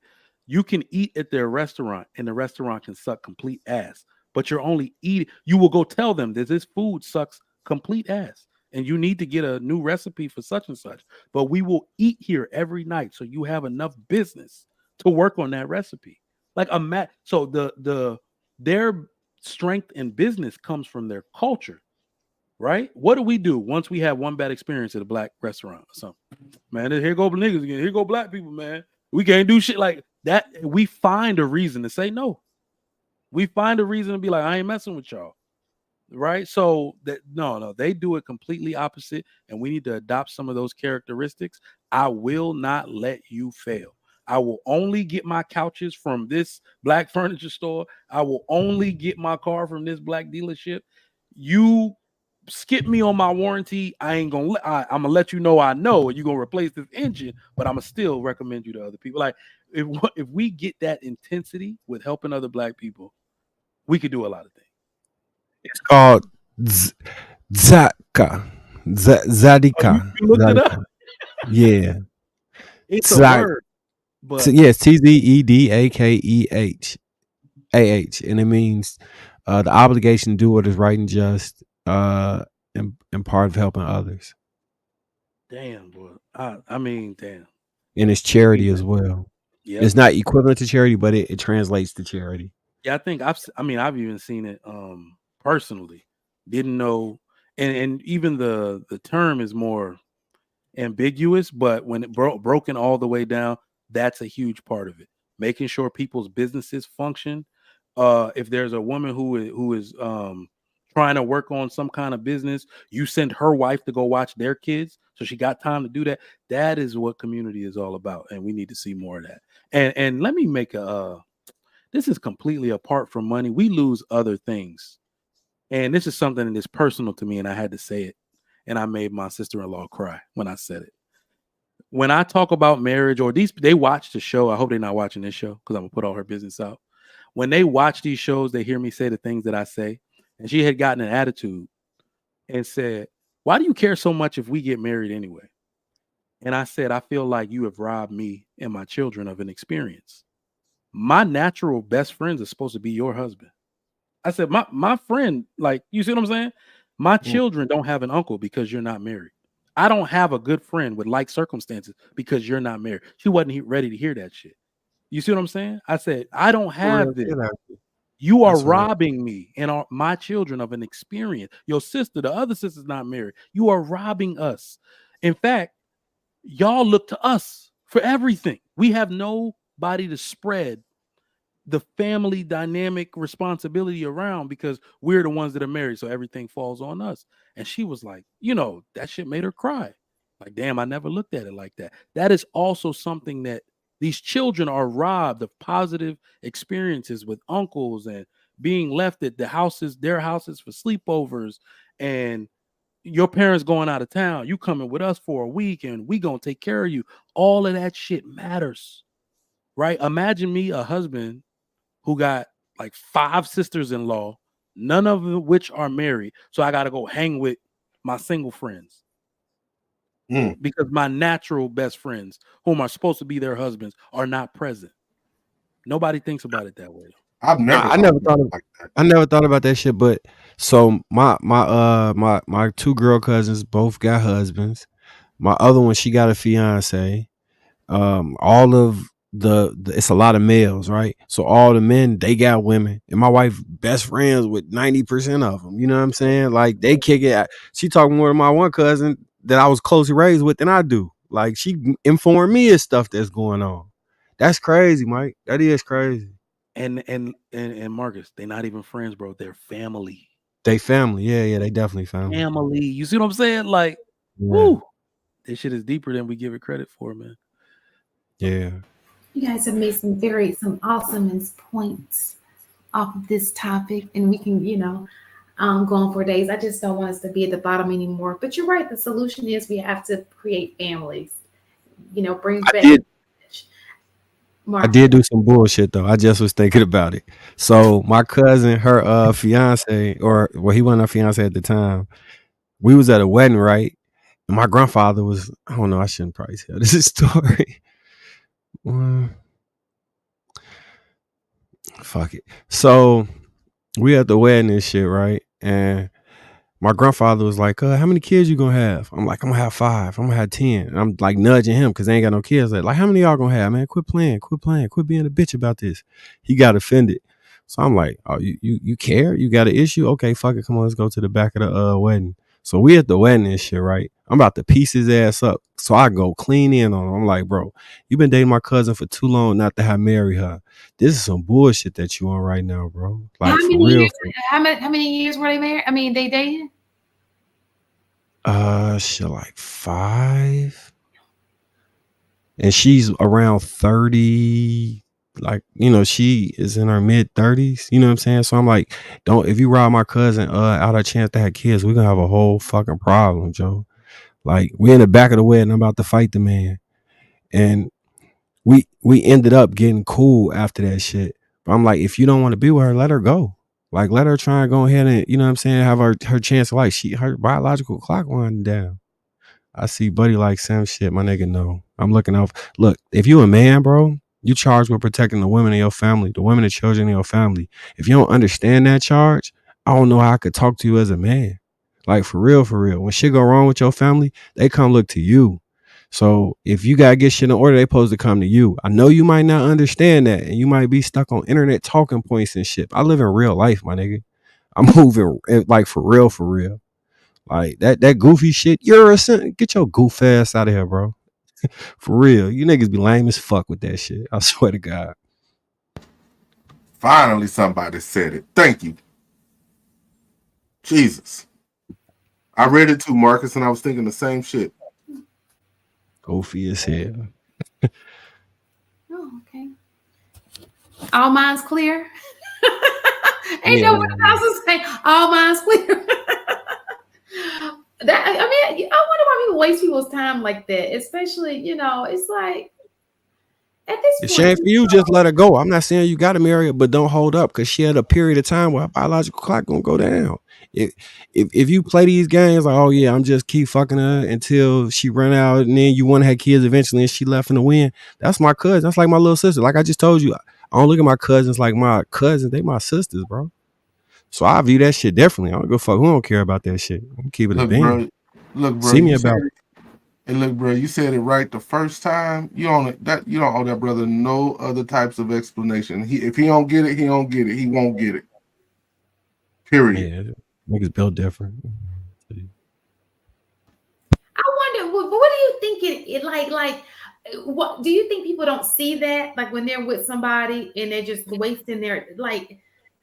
I'm trying to figure out because you can't solve the problem if people don't know that there is or people don't know there is a problem, or you can't get in the psyche of why people do that in the first place. Because I think for me, I'll try not to waste people's time. I'll feel enough compassion for that person, especially if that person's a good person, to put myself in that person's shoes to not want to do it, if nothing else, to hurt that person. I wouldn't want to hurt that person by doing that to that person. You know what I'm saying? Because that's something that can't be given. I can't. This is the problem. I mean, these are time. You can't waste time. Time can't be given back, right? Well, Shan, you heard me say in the past that we got to give the elders credit because they were right. They tried to tell us all this shit in the beginning. Okay. They said, keep sex out of it. Right? They keep sex out of it.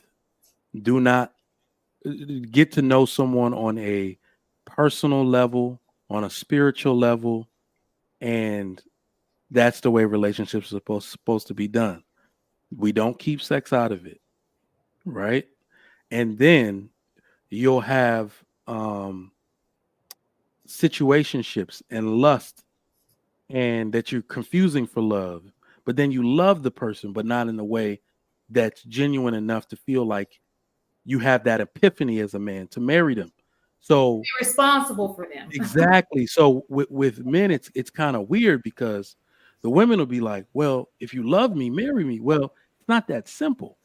I stopped asking all the important questions once we started having sex. So now I just want to keep having sex. And then I realized that you are a good woman. Then we moved in together. Then I'm getting everything I was supposed to get in the marriage, but I'm still frightened of marriage because of some of your behavior. And it literally becomes a situation where he's he feels too strong about you to let you go, but he's too much of a coward to marry you. And it's sex that started it. It's us in sinning that started the whole thing off to begin with. So the elders were right. You got to know someone before all of that. And you'll notice for some reason when men don't have sex with women while they're dating or courting or whatever, they marry them extremely fast.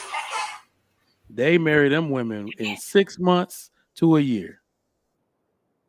Probably because they're trying to get the draws. But you know what I'm saying? They ask all the right questions. They ask all the right questions. They know if they want to be there or not. Their head is clear. I'm just saying. That's true. I mean, for the most part. Some men don't stick around for the 6 months to even get to know. That's the crazy thing about it. They just don't.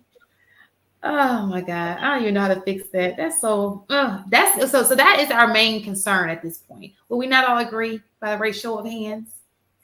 What's that? What's the question?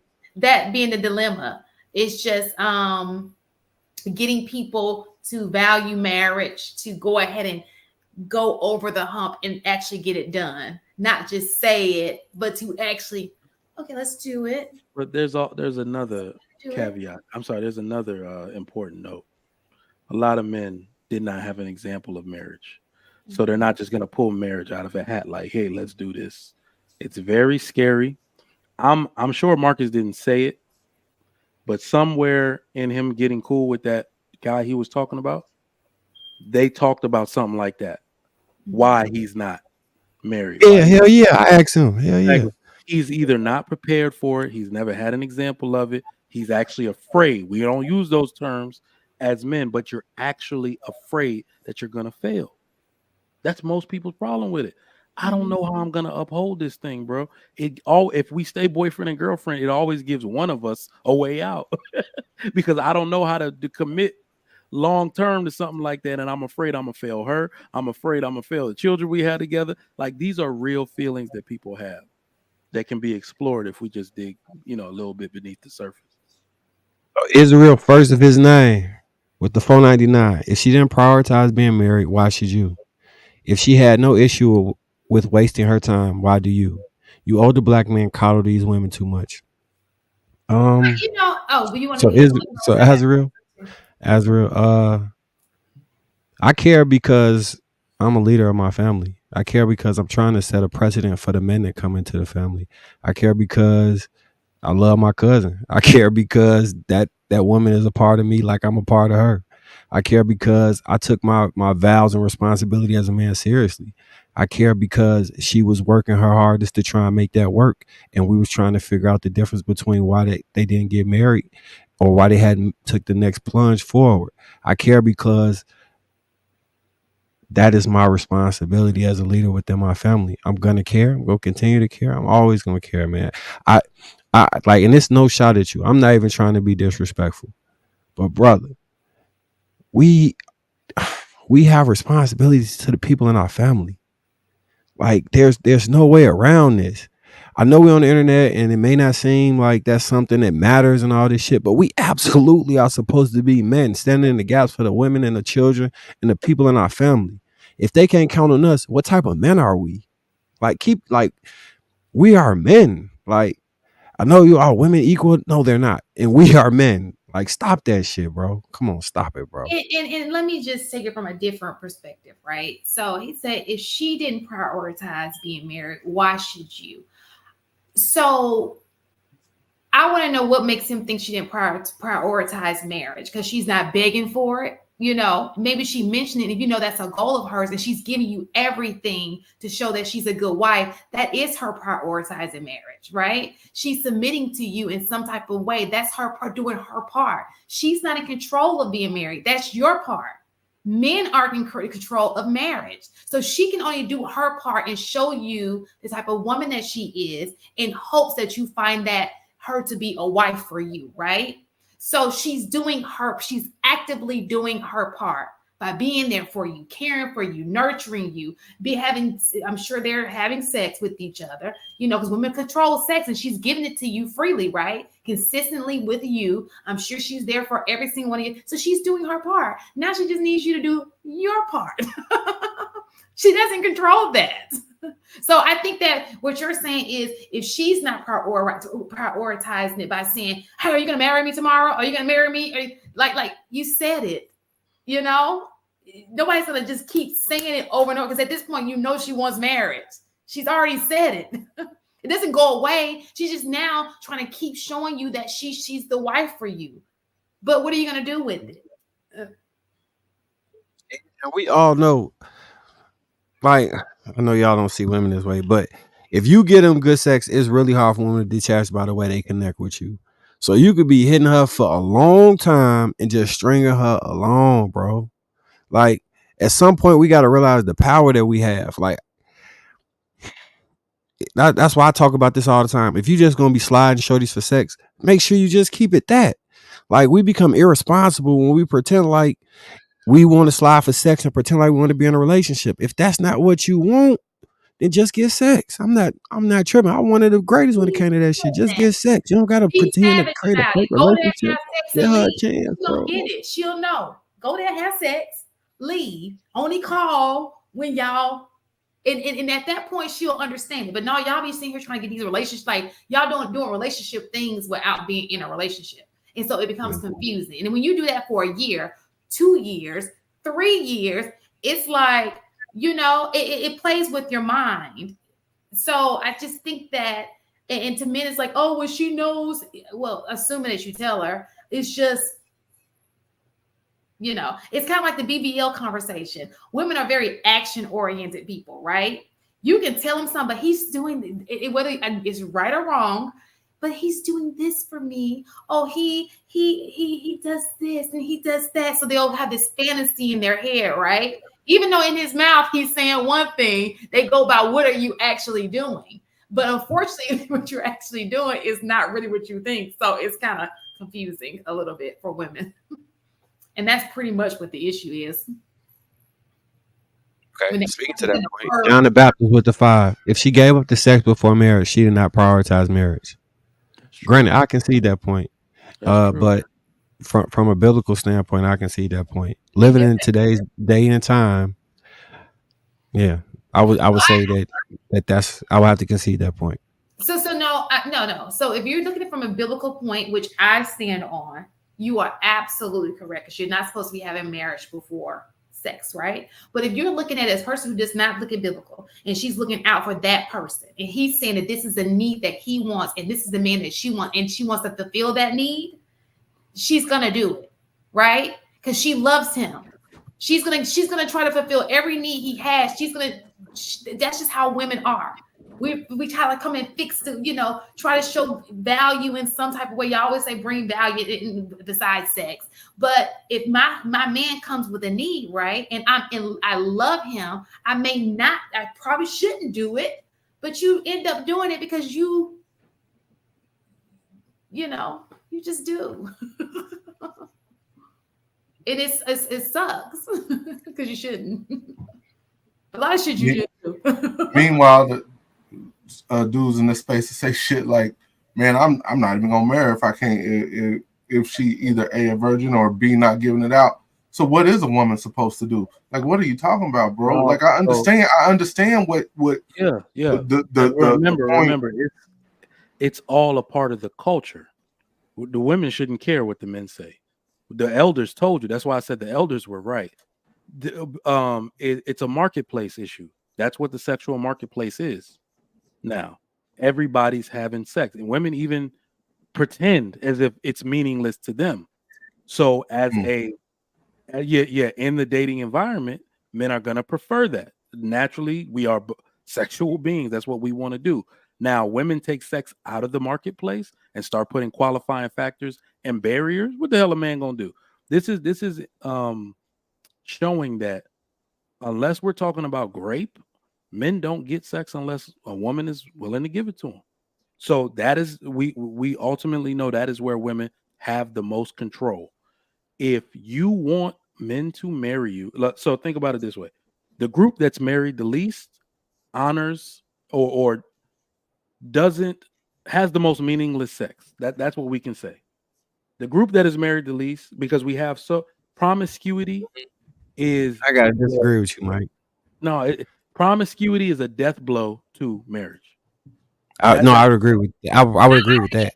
I'm saying the group that's married the least. I don't think we the most sexually active community. I'm gonna keep it real. I do not think it's us. I think it's the other group that's directly on the opposite of us, judging by my experience in college. On the opposite of who was that?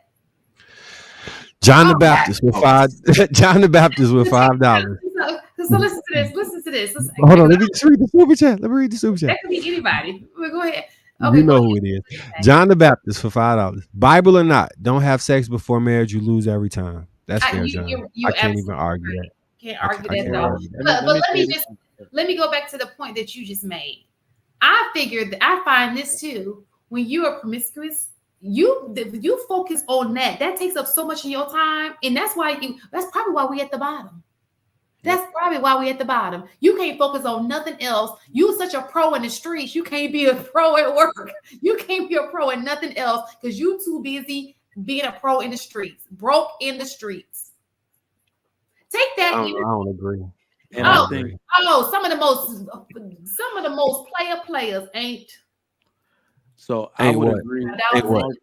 Marcus, I would agree if you're talking about the other group in sheer numbers, but I think we beat by percentage, and I think the percentage is also attributed to poverty, because the group who has the largest percentage of poverty will have the most out of wedlock childbirth by percentage, not number.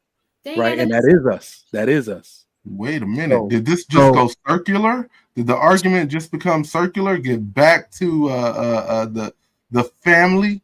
Did this just get circular? I love it.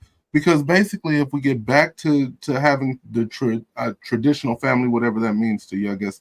But if we can get back to the traditional family, the girl or the female will then start bringing her potential mate home to meet who? Dad. And if dad don't approve, daughter might not like it, but you should tell him to kick rocks. You hit the nail on the head, bro. Because what people like to say is there are 2-parent households where girls get pregnant. Yes, but by percentage, if you put a barrier, meaning a father's fear, a father's guidance in the way, And the higher percentage there are of fathers, the lower percentage there is of this bullshit, behavior and lack of marriage and all of that. Just as a man, I'm not a woman, but as a man, for a very long time, the fear of my or the fear of disappointing my father weighed heavy on my spirit in almost every big decision I made in my life. The same for my sisters, my brother, so on and so forth. So the more you have of that, good fathers that raise their daughters, and you care about what your father thinks. My daughter is 6 years old, walking around talking about, Daddy said he gonna pick my husband, because I keep telling her that shit. Of course, I can't really pick him. We don't have that kind of culture, but I can absolutely disapprove.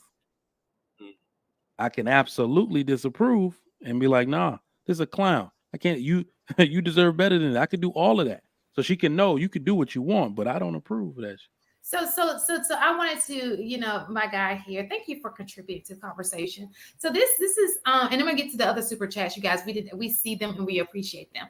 Okay, so this is what irks me. Women make college and career a priority, right? First of all, majority of Black women did not attend a college. I wish y'all would stop saying that. 37% is not the majority, first and foremost. Second of all, when it comes to debt, the people who have the most debt, college debt, are not people who attend college the most. It's people who care less about education. Meaning, if you don't do what you have to do while you're in school, you're going to have to pay for college. You won't get a scholarship, okay? School can be free. Just like school can be free. You just got to take, instead of being the C student, you got to strive to be the A student, right? You got to be the best at it. Just like when we talk about Asians, they're record numbers in the United States that go to college. They don't even have the most college debt. We attend college at the league.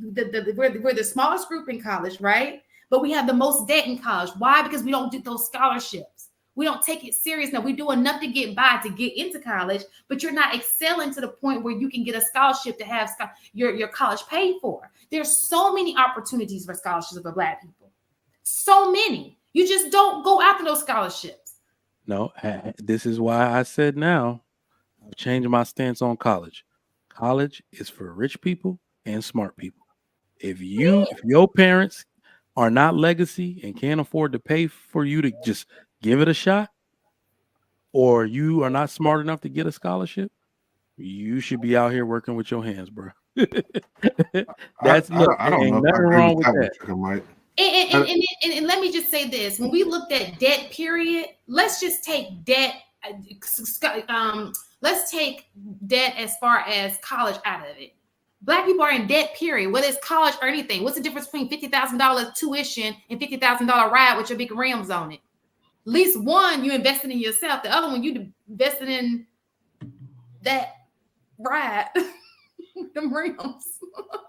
Like, which one? They're both debt. It's the same thing. I'm not understanding why that's not, But again, they're not the majority. Most Black women are not in college. Only 37% finished with a degree. 37%, not the majority. So my message to the men tonight: be in the lives, participate in the lives of your kids, be active, be involved. And one of the main things is you will be the one that guides them throughout their life and help them to make the right decision. For example, what Trigger Mike just said about college being for broke people or being for rich people or smart people. However, you're broke and your kid might be a B kid and a C kid in college, but he needs that degree in engineering in order to reach that goal. It's your job to guide him to that. It's your job to get him to that.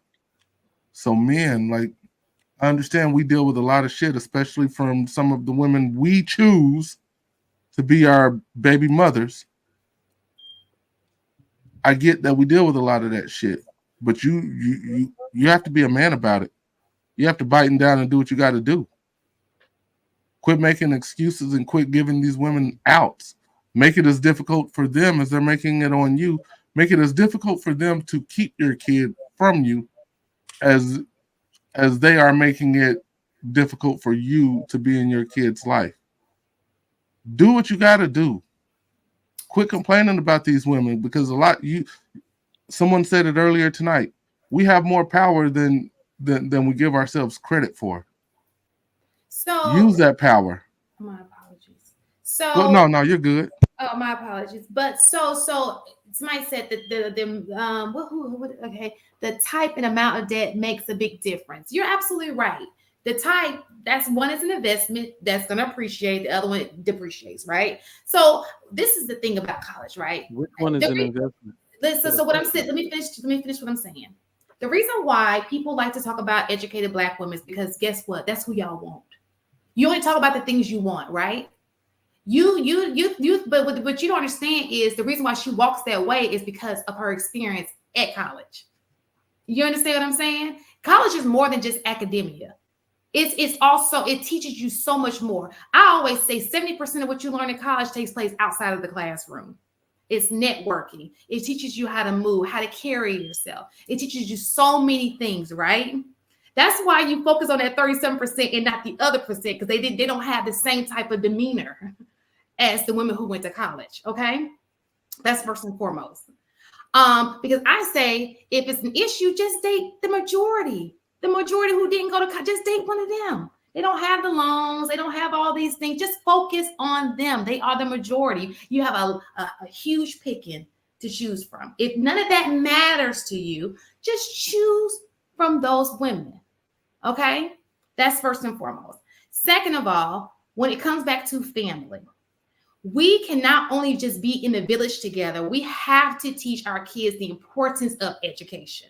The thing about some of these people, they put education on the forefront. They start at a very young age, discipline when it comes to homework, activities, all of those things. When I have kids who stay after school, especially for just learning, it's always Asians, whether it be Indians or East Asians. It's never us. We usually have for athletics. Yeah. You're there to learn more about science, to do, to learn more about physics or whatever it is they need to learn about. We're there for the athletic program. Let's just be honest, because they care more about education than we do. And because they put so much investment in that at the beginning, they win in the end because they get the scholarships. Yeah. I want to add to that too. There's two reasons why there are Asians and Indians there. Have y'all ever noticed that they're not good at sports? So that is their sport. They're not good at. What else would they be doing? What else can they be good at but chess and math? Okay, so let's just that's one reason when people say, "Oh, they're not playing sport," it's because they're not good at them shits at all. Like I live where my son goes to Taekwondo is in the Indian part of the neighborhood. They bought like an entire section of the community, so all the people in there are Indian. These people uncoordinated. They'd be like, kick, like they can barely lift their damn legs. It's hilarious. But what I also want to say is this is especially for the young boys, man. In order to have a strong society, you have to have strong boys and men. That prove me wrong. Can nobody prove me wrong? And we need to stop forcing, I would say, college on boys as if it's the only path for them, because it's actually not the path for most of them. And here's why. Trade school and skill. It's not about schooling. That we really shouldn't be about like the college degree, because most people have useless college degrees. If we want to be honest, it's about competence. It is about competence. There's a video going around of a black dude sitting there showing young boys how to put on brakes. The guy who fixed my first car, every time I would pull up, his son was the one that changed my oil. His son was like 15 years old. You're teaching those boys how to make money. When they get the competence to do something such as mechanic, electrician, anything like that, imagine doing that. By the time they're my age, they'd have done that job for 20 something years. They will be a master electrician. They will be a master mechanic. You know what I mean? So that is where men's bread and butter is. A lot of these jobs that we hope for, like this is why I'm saying college is useless now. While everybody is out here building their skill level up, we are training ourselves to hopefully to throw our name in a pool to get a job. That does not work, especially for men. It's not the model that most of us need to be brought up in. To be quite honest, if you ask a 17-year-old high school senior what they want to do with the rest of their life, and it isn't STEM or being a lawyer, and it doesn't require college, and they can't tell you right there and elaborate their entire track through it, they have no business going to college. We're on the same path. Let me read these super chats. John the Baptist, the big homie with the 5. And Marcus, give me a second because I wanted to answer that question because I don't like changing subjects and I forget. Okay. And JR does clips, so it has to stay in the same, But give me a second because I wanted to piggyback off of something that he said, right? Mm-hmm. So the reason why I put that up with the education does not necessarily mean college. Yeah, I said it doesn't mean formal schooling. So what I'm saying to you is when people think when you speak about education, they automatically like, well, you don't have to go to college. Who said anything about college university? I just say education.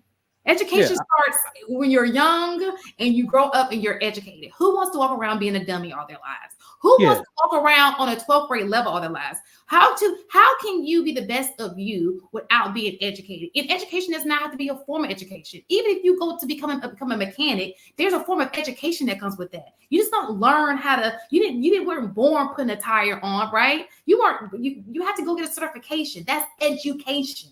Okay, that's a form of education. So I wrote this. I'm the one who wrote this in the chat. So we're saying the same thing. Education does not mean formal school. Trade school is education. So I'm with you there. And I highlighted it. So let me finish saying this. So that there's no we agree with each other when we say you don't have to have. So let's just take that. I don't know why y'all think that people think that you have to have a formal education. Nobody's saying that you have to have a formal education.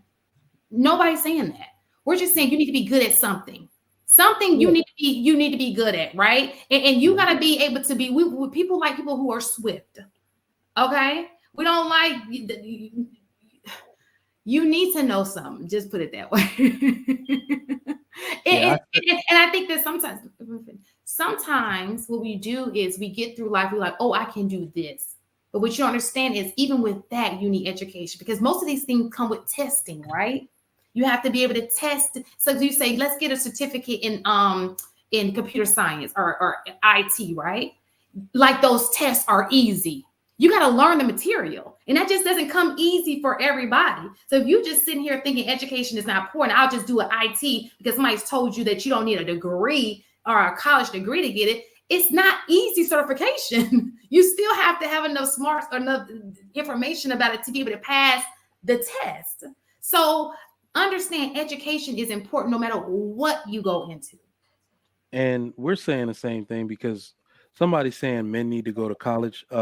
For those of y'all that don't know, I work at a college. I am a director at a college. Men and women. And here's the thing. The students that come through now, through college mostly, are non-traditional students, meaning they're single moms, they're people in their 30s, they're people who already had kids, already had jobs. What do we call it? Second degree, people. So one of the things that you'll find is that our society, and this is just America in general, is not mathematically inclined. Okay, they fail my statistics class religiously. Both of them. They fail math fundamentals, addition, subtraction, divisions, fractions, mixed numbers, proportions. They fail that. Simple math. We are not a mathematically inclined. I'm not making jokes here. I'm not saying that we're dumb. What I'm saying is we need to learn the other way. We learn best, and this is why I made a reference to the boys, when we work with our hands. Basically, learn backwards. Learn on the job. That is where we get our stars from in this society. A lot of and that tactile type of learning, that kinesthetic learning, that's sitting there up under the engine, looking at the camshaft move. That is how our society needs to learn. We do too much of this sit down in a classroom and thinking that's where we're going to get a lot of the knowledge from. No, get on the job and learn the knowledge there. In fact, some of the best students are people who did a tech level job, then go up to the advanced level engineer. because now they know the system better than everybody, and they learned it that way. Kinesthetic learning is like something we downplay, and we think everybody's an audio and visual learner. So that's all I'm saying. But no, y'all. Yeah, I agree. I don't think it's for everybody. So why do you think that people think that? Why do you think we get so antsy about, like, you know? I just feel like it just turns into college, you know, like the whole education thing. Like, what do you think that that's an issue? Say that. I mean, you're okay. asking. So my question is, why is it that? Because I get we get a lot of pushback for this, right? Why do you think that the pushback, like you just said, trade school, okay? What is it that's going on that makes people jump at when you say college, or jump at when you say because if you go to college, okay, that was great for you. That's the decision you made for you. If you decide not to go, that was great for you. Why do you think that people are such pushback on it? Like it's a negative thing if a person decides to go, so to speak. I'll jump in and take this for you. All right, so shout out to the brother Israel First in his name. He went to school for business and mathematics, right? A lot of times when we hear about people going to school, it's not for a specialized subject, which Mike was touching on earlier. A lot of times it's just education for the sake of education. And in that case, people use education for the sake of education to belittle and not even demonize, but to enforce a social classism within Black people. And when that's done, it creates a narrative, right? That I'm better than you because I went to college. And, I went to college as well. But I don't look at it from that standpoint. But there are people who do. And there are people who look down their nose at people because they don't have a master's or because they don't have a PhD. And they use those things to create a social hierarchy that does not actually exist. Well, I think that hierarchy exist, but I don't think it exist because of education. It doesn't. I know plenty of people that make way more. When I mean way, I mean like you could put all the PhD people you've ever met in your life in one room, and these people make way more money than them. If we want to use finances as a currency in which we judge people off of, or if you want to talk about just overall intelligence and critical thinking, they would blow them out the water as well. It just means you continue to further your education among a specific path. So you may be an expert at that, but you're not an overall expert in general at life. Then you have to factor in book smarts and street smarts, or just general critical thinking. But I'm gonna digress, Mike. You got it. Yeah, because even y'all saw that video of the woman who has a PhD, and there were like 6 other women in the room and one country redneck dude, like the truck driver guy, and they said rank the IQ of everybody in this room. Said, I'm the PhD. I'm number 1. He had the highest IQ in the room. Remember, I used the word competence for a reason. The expansion of the college model got people out here thinking that they're smarter than they really are. Mm-hmm. And just like Marcus said, it's used to belittle people. You're not smarter than somebody just because you got a college degree. I have a master's degree. I've met several people that can articulate and break down points on several subjects way better than I can. And then if we're being honest about what we learned in school, it has nothing to do most of the time with the shit on the job. It's like I got into the hospital, was like, why did I learn all that shit just to come here? And I got to learn all new shit on the job. Like, you see what I'm saying? School is just school. It's like a barrier put in the way for admission to a job, right? These people who have been on the job for years learning the system, they are far more competent than us. So let me. So I don't think that. So if I go outside, right? I live in a pretty decent neighborhood. Okay, I don't think I look at my neighbors like, oh, did you go to college? Are you in a college educated? You know what I'm saying? I don't think that class is broke up that way. I think that that's something it's a talking point on the YouTube. But in real life, when you walk outside, if a person is in your surrounding, they're in your environment, it's just what it is, right? So I don't think that that's necessarily in real life. I don't think that that's necessarily true. Because I could be living next door to a guy. As a matter of fact, I think there is a guy who owns a plumbing business. I don't know if he went to college or not, but he's able to afford to live in the neighborhood. I don't treat him any different than I treat anybody else in the neighborhood. Like I don't understand that. You understand what I'm saying? Like when we look at the grand scheme of things and how the world really works outside of the internet, do you really, if he's in the same social circle that you are, do you really be like, oh, because you did, then you got there this way? You are, shit, Bill Gates didn't even graduate from college.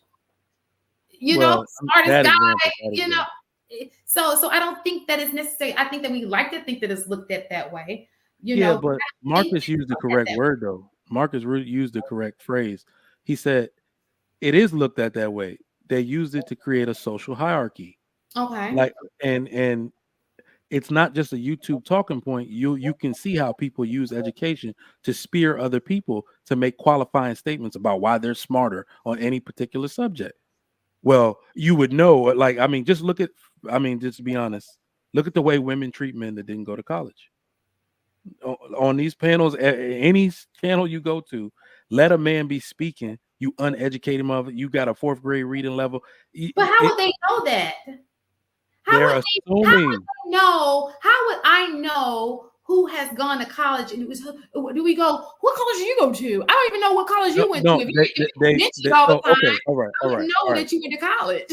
So you remember when we watched that video and we broke it down of Princella asking all the guys how many books have they read on leadership? It's the same thing. It's the same thing. No, we just didn't want to answer that bullshit. What the fuck I'm gonna answer that bullshit for? I read a lot of books. That's why we read a lot of books, but it's a tactic where it's like, oh, you're gonna do a qualifying statement because she was in the military and they made her read books on leadership. She took something that she does. It made right. Exactly, to say, well, I read a lot of books on leadership, so I'm a better leader. That's what happens in these conversations. What college did you go to? Because when I graduated from something summa cum laude, right? It's a social hierarchy thing that people keep doing. Well, that was a bad example, That was a bad example. I think it was a good example. So this is the thing. No, you make great examples, but for this specific one, I don't want to go off on a tangent. But when she referenced leadership, she's right. No, okay, she was about that specific point. So all right, we're not gonna go off on that. All worked up. But what I was trying to succeed through my back, that's why because I know I got ADD. So Mike, what were you saying? Just the last point so I can get back on top. What were you saying? No, when she referenced books on leadership. I know what I was gonna say. But people she picked a specific subject to judge other people's intelligence on. You guys are taking human nature. People do that in general. How many times married couples do that to single people, right? Everybody wants something. Listen, Marcus. Only married women traditionally do that. I think married. Everybody has something that they like to make themselves feel better than another person, right? Absolutely. Whether it be being an athlete, it's always you trying to up one person. Even you got 2 people who in the ghetto, they're gonna try to up one by being better at something. That's just how human nature works. Okay. Yeah, I do the reverse. Now, when we get into YouTube, because we are talking, it looks like it's maximized because we're in YouTube, right? Now, if you're talking about you're going out and you're dating, people want people who are compatible to them. Okay. I've already stated to you that most women are not educated. Most of them are not. They're just not. So with that being said, just like we talk about women and how you're staying, just fit in the mold, your tribe. Okay. And because if you stick with your tribe, who you're compatible with, it won't be an imbalance. It just won't be. So whatever that looks like, it doesn't have to be education. It can be any area of your life. Stick with what you're compatible with, and you won't have an issue with that. Who cares what other people think? They don't know you like that, and they got much to think about you. Then they need to be doing something else with their life because that's. I would agree with that, Shan, but people overvalue themselves a lot of the time, and they put themselves in groups that they're not actually in. You say, what does that look like? All right, so it looks like getting a PhD and assuming you automatically qualify for somebody that makes $400K a year. A black man makes $400K a year specifically because you have a PhD, and that's not how that is qualified or quantified. That's not how that works. Marcus, it's too many PhDs out here having sex with $30,000 men a year. Right, but if you ask them who they want to marry, they may not say that $50,000 a year man. But they have their kid. What's the difference? So what I'm saying to you is that is the difference is marriage. Listen, most women want marriage. Stop thinking women don't want marriage. They do. Any man they sleeping with, get that out your head. That's not true. Listen, most women. I've seen women fuck 10 niggas in a room. Listen, for the most, they don't want to marry all 10 of them. I'm not talking about the floozies who just sleep around. For the most, listen. She's giving her age. For the most part, if a woman I'm on your ass today, Shan. I'm on your ass today. I know women, for the most part, if she is consistently being there for you, and that is also sexually, she likes you. That's some BS that's out there in the streets. And if she has acquired the way of just having sex with you without the emotion, that's where she done did it too much. But if she is consistently having sex with, which is most women, they want that man. Pinpoint play. They may lie and say they don't. They do. They're putting their energy and their effort in their. Now there are women who make outliers, right? I'm not saying that is 100%, but for the most part, she wants that man. So with that being said, most women are not dating $400,000 men. It's just not enough of them to go around. Most of them are not. They can sit here. So it's kind of like saying, I'm going to build a woman, right? When you building a woman, ideally, you're going to put down all the things in your mind, the fantasy world that you want, right? But in reality, they ain't what you dating. For women, it's the same thing. If you ask a woman, oh, what you want? Oh, we're going by wants? It's like asking a genie, like if I had the perfect man, of course I'm going to say 400,000. But in reality, I'm sitting here catering to this 60,000 right here, and I love him. I love me some him, you know, and he don't make $400,000. That's the reality. The reality is, if I like, so I'm gonna specifically keep this to the internet. Because I don't see this in real life. But the reality is, per the internet, they'll make that demand and then hold men who make $60,000 to a standard that they're beneath them based off of that. I have seen that only on the internet. In real life, I see these people getting together. But on the internet, per the internet, they'll say they deserve 400,000 because the nigga slid them a couple times. And then act like that the man who makes 60 is beneath them. You can't deny that. $100 a year on the internet. Everybody got Gucci bags.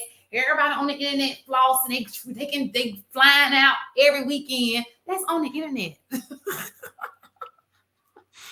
I'm just saying the internet say you ain't thick though.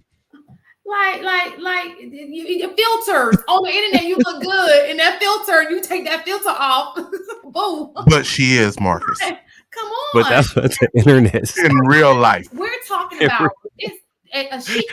We talk about what's real. We're not going to even give that attention. We are talking about what is real. And reality is, when I go outside and I see black love, it ain't a black love for a $400,000 man. These are two people who are usually compatible with each other. They on the same level or whatever that looks like, and they just going along. They marry a little way. They happy together. They look like. But Marcus, you used a bad example in this case. We need to stop. You were just waiting to say that, Trigger Mike. I was mad. No.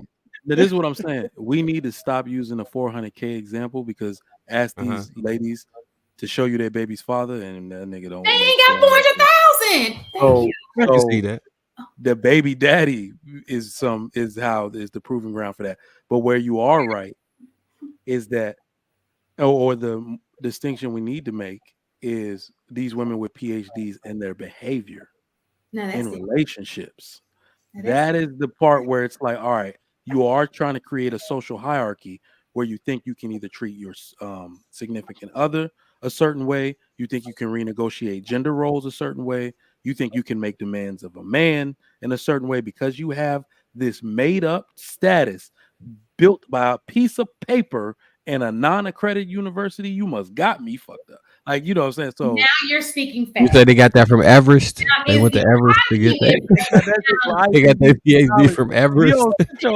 They sexual market value came from Everest. You pay. Mike, I can agree with you. It's the cockiness that is the absolute issue here. You thinking that you are better than whoever you're dealing with because of the credentials that you have. Yeah. and the attitude that comes along with it. Now I can agree with that because I've seen that myself. Somebody need to create a app that lets you take a Kendrick cam and give you a full body rating, like based off of your significant other peer group age, and then you can only date within that range. I wonder how many marriages we'd get if that happened. If it was like you step back, do a Kendrick twirl, and they say, you know what, you ain't got no ass, but you got some titties, so we gonna give you a 6.5 on the body. You're pretty, but your hair is short, so we can give you a 7.5 on the face. We're gonna overall average that to 7. You need to date a man who's a 7, judging by the Kevin Samuel standard. What's that, $70K a year? Yeah, and then put couples together based off of that. Would that work? Is that different from women basing men off of their careers? What you just did some superficial shit right there. So how is that not the same as a woman being superficial with a man when it comes to his finances? The first word in superficial is super, means it's great. So what I'm saying is, you trolling, the gin and tonics got me, man. The gin and tonics got me. That's all I would say. The gin and tonics got me. Shan, I understand what you're asking. AP look like you about to go train Tank Davis in the morning. What are you wearing? So it could look like Rocky Marciano coach and shit. It look like he gonna run up them stairs in Philly and shit. Like at the end of his run and shit. If we can end before 3, I will actually go running. But well, we ended before 3. But Shan, I understand what you're saying, but the issue is there are 3s and 4s in women that are trying to make these same judgments about men in their pockets. So you got to, if you're a 3 or a 4 as a woman, like I hate to break the news to you, you're not gonna get you're not gonna get 400,000. You're not gonna get 300,000. You're not gonna get 2 or 100,000. You better settle for that. You better be happy when that brother with 45 come hollering at you. But the problem is, if we're looking at it from a superficial point of view, the problem is these 4s and 5s think that they, according to the internet, that they qualify for a $400,000 dude, and that ain't the way it works. Let me call Cap. Let me call Cap because I'm calling Cap not because I don't believe what you're saying. I agree with what you're saying. That ain't who y'all talking about though. Because let's be honest. A 4 or 5 say they want something. Niggas ain't listening to them. They 4 or 5. Who gives a fuck what they say? You know what I'm saying? When they are 3, y'all ain't even listening to them. Y'all just like, that's a fact. Y'all got a problem when a 8 say it, and you're like, there ain't enough of them around for you. You know what I'm saying? You hoping to bring. It's a lot of 8s out here though. So, it's a whole lot of 8s. That's what I'm talking about, Marcus. So it's a lot of 8s though. You don't think it's a lot of 8s out here? Right. But what I'm saying to you is he tried to use the 3 and 4s like y'all care about what them 3s be saying. Y'all don't. Y'all was talk about a belly hitting the you know what I'm saying? I can hear that. No, I can see it. That's the realistically talk about what you're saying. Realistically speaking, you trying to put that 8 and 9 on the clearance rack so that 3 in a man can grab the 8 while she is on sale. Y'all trying to do the Jermaine Dupri, Janet Jackson thing, and we not gonna do I honestly don't think that there are a lot of. I honestly don't think that there are a lot of 8, 9s, and 10s. I honestly believe there are more probably like adjustable 7s than anything. Like, and an adjustable 7 can go down to a 6 with 1 kid, can go down to a 5 with 2 kids, can go like it just keeps going down. Like, or she can make herself up and catfish some folks and become a 9. Because your situation can make your situation can bring the value down. Absolutely. I think that's for both men and women. The situation that you're in can devalue you. I don't agree with that either. If I'm making let's say I'm making $400,000 or $500,000 a year, my situation is I'm making $500,000 a year, regardless of what else is going on. Like, there's a reason why Country Wayne got 10 kids, and a reason why Nick Cannon got whatever he got. That's not what I'm saying. What I'm saying is just like the opposite ends. Just like if I take a man who doesn't have anything going on, you talk about the high end. I'm not talking about him. I'm talking about realistically speaking, the low end. So his situation is what's hindering him. If he don't have a place to live, that's going to hinder him. If he live in his mama's basement, that's going to hinder him. So it's on both ends. Something, because he could be a nice looking guy, but he lives in his mom's basement. That's a hindrance on his dating life, possibly. You understand? No, it's not. Oh. If I lived in my mom's basement, I would still be able to date. Stop Marcus, the cap. get your cocky ass off of here, okay? Go, tap that mic. Stop the cap. All right. Stop the cap. Stop the cap, bro. We know you can pull, Marcus. No, I'm specifically saying that the basement thing wouldn't matter, is what I'm saying. So you can't really negate them off of that. That shit ain't gonna matter. It don't matter for a lot of dudes. Man, it does matter. Not if it can make you laugh. We're not talking about exceptional in looks. We're talking about the average guy who is not exceptional in looks. He's not, and he live in his mom's basement. Y'all got a whole name for them. They're incels, are they not? You got a whole name for them. Incel is more of a behavior than it is a mom's basement automatically puts you in that behavior. You know what? For shame. I seen two niggas baby mamas fight. You in your mama's basement at 35 and then because you helping your mama, she's taking care of you. Hold on. Let's look at it in context. If I'm living in my mama's basement, do you know how much time I could actually dedicate to a woman that a woman's even like the time that women are asking for? And then furthermore, once I make her laugh, and if I'm living in my mama's basement, if I'm in my mama's basement, I'm probably rocking at least the 8. What? Y'all women fall for anything. AP is right though. AP is right. That's how you get them. Because women don't have all of this knowledge about you when you meet them in the beginning. Once a woman already like you, dog, she down for whatever. Yeah. Let's just be real. She true. down for whatever. So you meet these women at work, they don't know a lot. You be like, yeah, man, I just got back from such and such. I was in the Navy for a little while. I'm staying with my parents, figure I stack some bread. No reason to go anywhere else. Like, and then she'll listen to that shit like, oh, this nigga stay with her mom, but she already want to eat lunch with you every day. She don't give a fuck. Yeah. Now next thing you know, you bringing her up. Marcus, prove my point that I made earlier. If a woman is opening her legs to you consistently for a whole, she got feelings for you. I agree. That was my general. Hold on, Shan. We made the same point. That's what I was talking about being in a relationship and not wasting shorty time. I agree with you on that. But if he in the basement with Wagyu D, he gonna win. That's all I'm saying. Yeah. When I got back from boot camp, I stayed with my parents. What you got a little Wayne? So that's circumstantial. I don't know nothing. I got nothing for that. I'm dragging a baby leg around here. I don't know about that's his circumstance hindering him.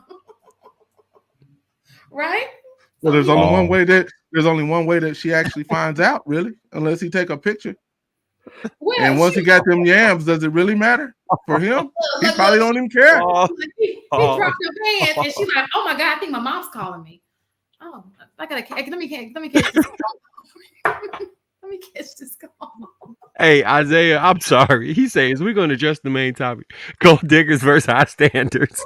Even on our ass since the beginning, we have been so far off the rails, and it's my fault, Isaiah. I personally apologize to you, brother, because we have been so far off this topic. Go ahead and do the super checks, Marky Mark. Do this. All right. Let me see.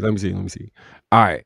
The big homie John the Baptist, shout out to this excellent black brother raising his kids, doing this thing, standing in the gaps for his family. We salute black fathers, black men who stand for excellence with the $5.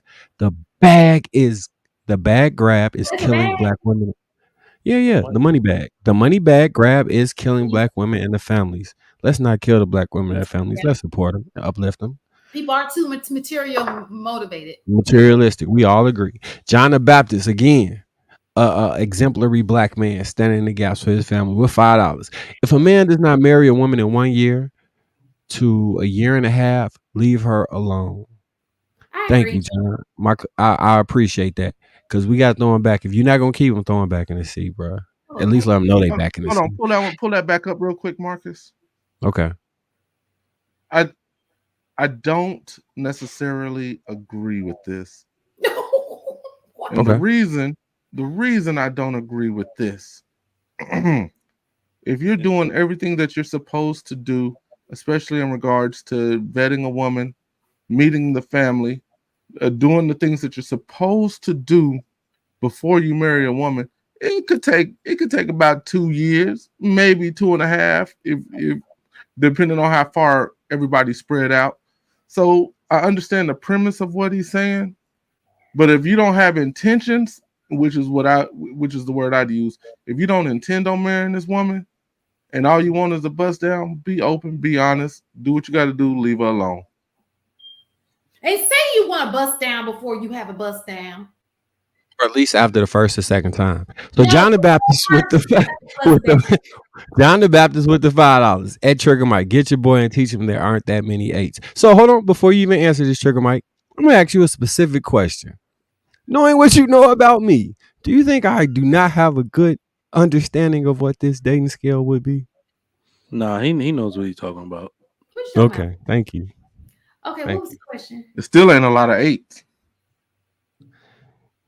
Thank you. Well, this is interesting. Hold on. What we can all agree on is, go ahead. I said, if women only see the men that they're attracted to, that's what the psychologists say. You don't even pay attention to other men. Is it possible that men could also tune out women that they don't qualify for? Mm-hmm. And vice versa. They can only see women that actually qualify. And I'm telling you, I be seeing it. Like, yeah, they there. So I think it could be the circles you move in. It could be the circles you move in. Because when I don't go out anymore since I had my kids, but when I was going out, I was going to Soho House. I was going to Beauty Bar. I was going to places where the average rate was between 8 and 10. Yeah. You know what I'm saying? So let me actually add some. It's a lot of them. That means your view is skewed, sir. Let me. I would agree. I'm not going to debate that. So I can see. What we realize now, as I started getting up in age and in income, most people aren't ugly; they're just broke.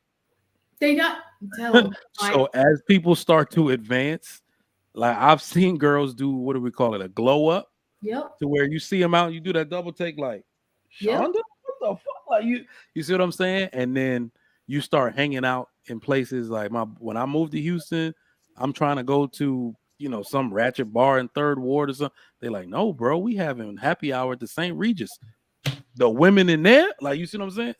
Those bars, that's where those women are at, and they don't go there unless they're that caliber of woman, 8 and up. So yeah, there are a lot of them, but so I've been to several house parties. Like when I was in LA, we have house parties in the hills.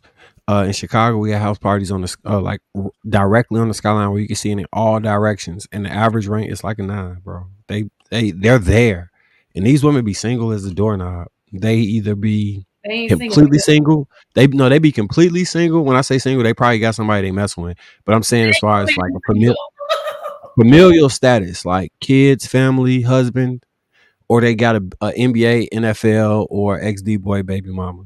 Those be like that crowd. So it's a lot of them as far as that I would see. So a lot would be 100 to 1. Men to women. So I think that is important too to believe. Let's all just know that looks is all subjective, right?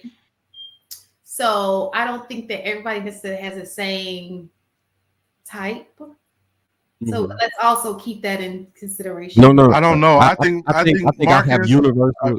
I believe Marcus, Trigger Mike, and AP would agree when they see an 8, would agree when they see a 9, and would agree when they see a 10. Based off probably about 99% of the time. Based off universal beauty, right?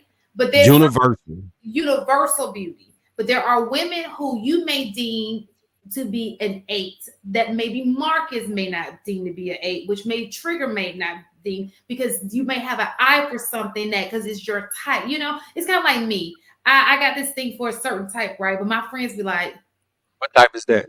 I'm not gonna say it. No, we need some details. They got what type is that, Shan?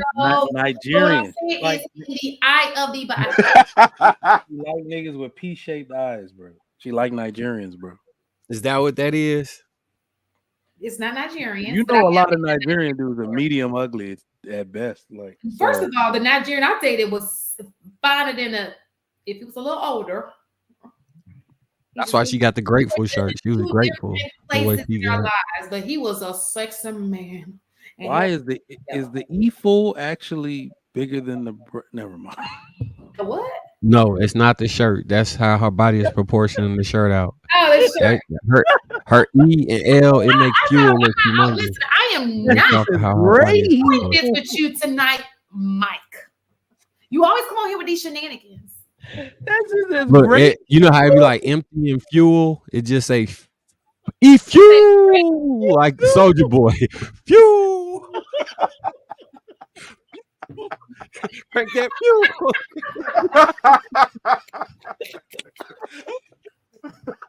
Crank that fuel. Oh, Jesus. Man, you need to call them back. That font is irregular. Oh. Y'all, I said put this shirt on. I was like, what am I wearing? It was just one of them days. Y'all see how my hair looking. I'm like, let's get these folks. Oh, hey, somebody say you got a side job at Hooters. You got to file taxes. Your shirt say great fool. Hooters.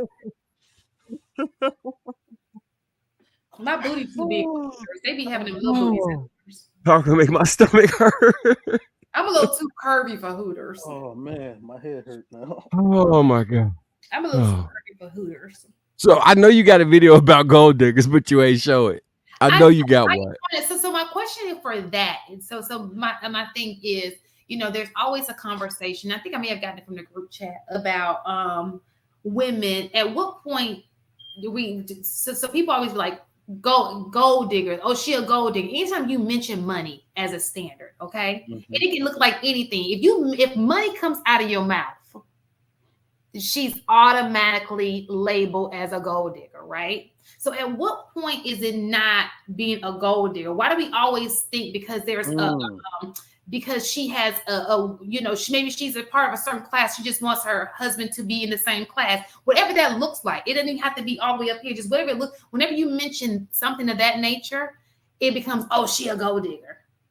Good question. What it is most of the women's standards aren't consistent. It's standards when a woman is consistent with it. Okay. There are women that I tried to play around with that had standards. And they're like, boy, until you exhibit such and such behavior, don't come at me like that again. You're like, damn, that is a standard. A woman boldly claims her standards and stands on business. Okay. She's not just going any which way, or if it is, she's consistent. What we have today is we do have an abundance, we had an abundance of fake gold diggers or fake women with standards. They change their standards depending on the guy, the same way they change their standards depending on the panel. You see what I'm saying? They'll just change their standard any which way for how they're feeling. That means they don't really have them. And what there is an overabundance of women talking about money all the time. It's a money-driven finesse dating game, right? So maybe they were looking good in the club. They got a shot at a dude that is that maybe got something or a little bit of money, instead of being a little more what is it called? Not acquiescent, but agreeable. And because that's the man, that's the way they're supposed to be at their level. Now they're acting like a bad bitch who's a 9, and they want all these different things from him. Whoop-de-whoop, when that wasn't their standard for the last guy, and they've never held consistent to it. So no, the one thing I've learned about women with standards is they really are consistent with it. They hold true to it. Because here's the thing: when there's a girl that's really fine, and everybody's trying to get at her, all the dudes know her standard. They can speak to it. She ain't no joke, bro. You better come correct. Like, that's how dudes talk about women with standards. But most of these women are just faking their standard. I tell you what my toxic trait is, Mike. I've told you this before. I got a feeling I know what it is. Tell me, what is it?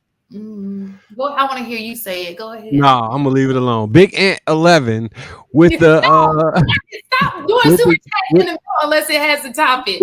What are you? What's your toxic trait? I want you to break your standards, whatever they are for me. That is my toxic trait. Whatever. If you be like this, if I'm only dating dudes that are 6'2", and you're gonna date me at 6'7". I'm only dating dudes that are light skinned, you're gonna date me dark skinned. I'm only dating dudes that won't fight, you're gonna date me fighting. I'm only dating, I'm not gonna say that, but I want you to break your title, whatever that is.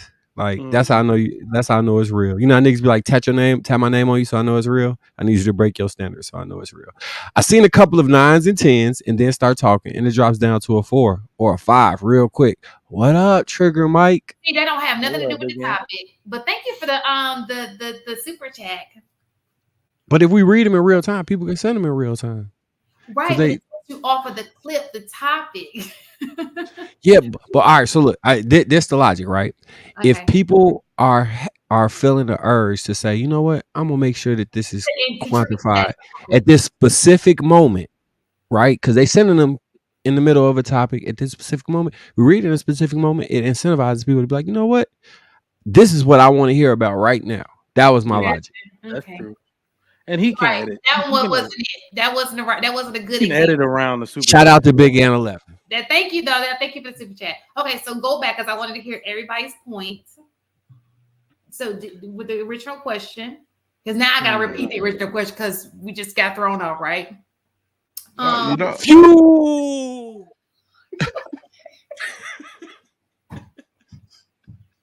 I'm cranking on it. No. Get the at what point is it standard versus being a gold digger? Y'all get on my nerves. Yes, I crank it every day. Look, so if you won't get me, if you don't talk to me, all right. Have you ever, all right, Trigger Mike, AP, I don't know if you buy cars like this. Trigger Mike, I'm assuming you might do. You ever pull up to somebody and then talk to them, and then they be like, oh, they be cool. And then when they see the valet pull up and they see your car, they be like, but I forgot to tell you this one thing. When can we hang out? Your ass will go there. Off of a car? Yeah. Oh, yeah.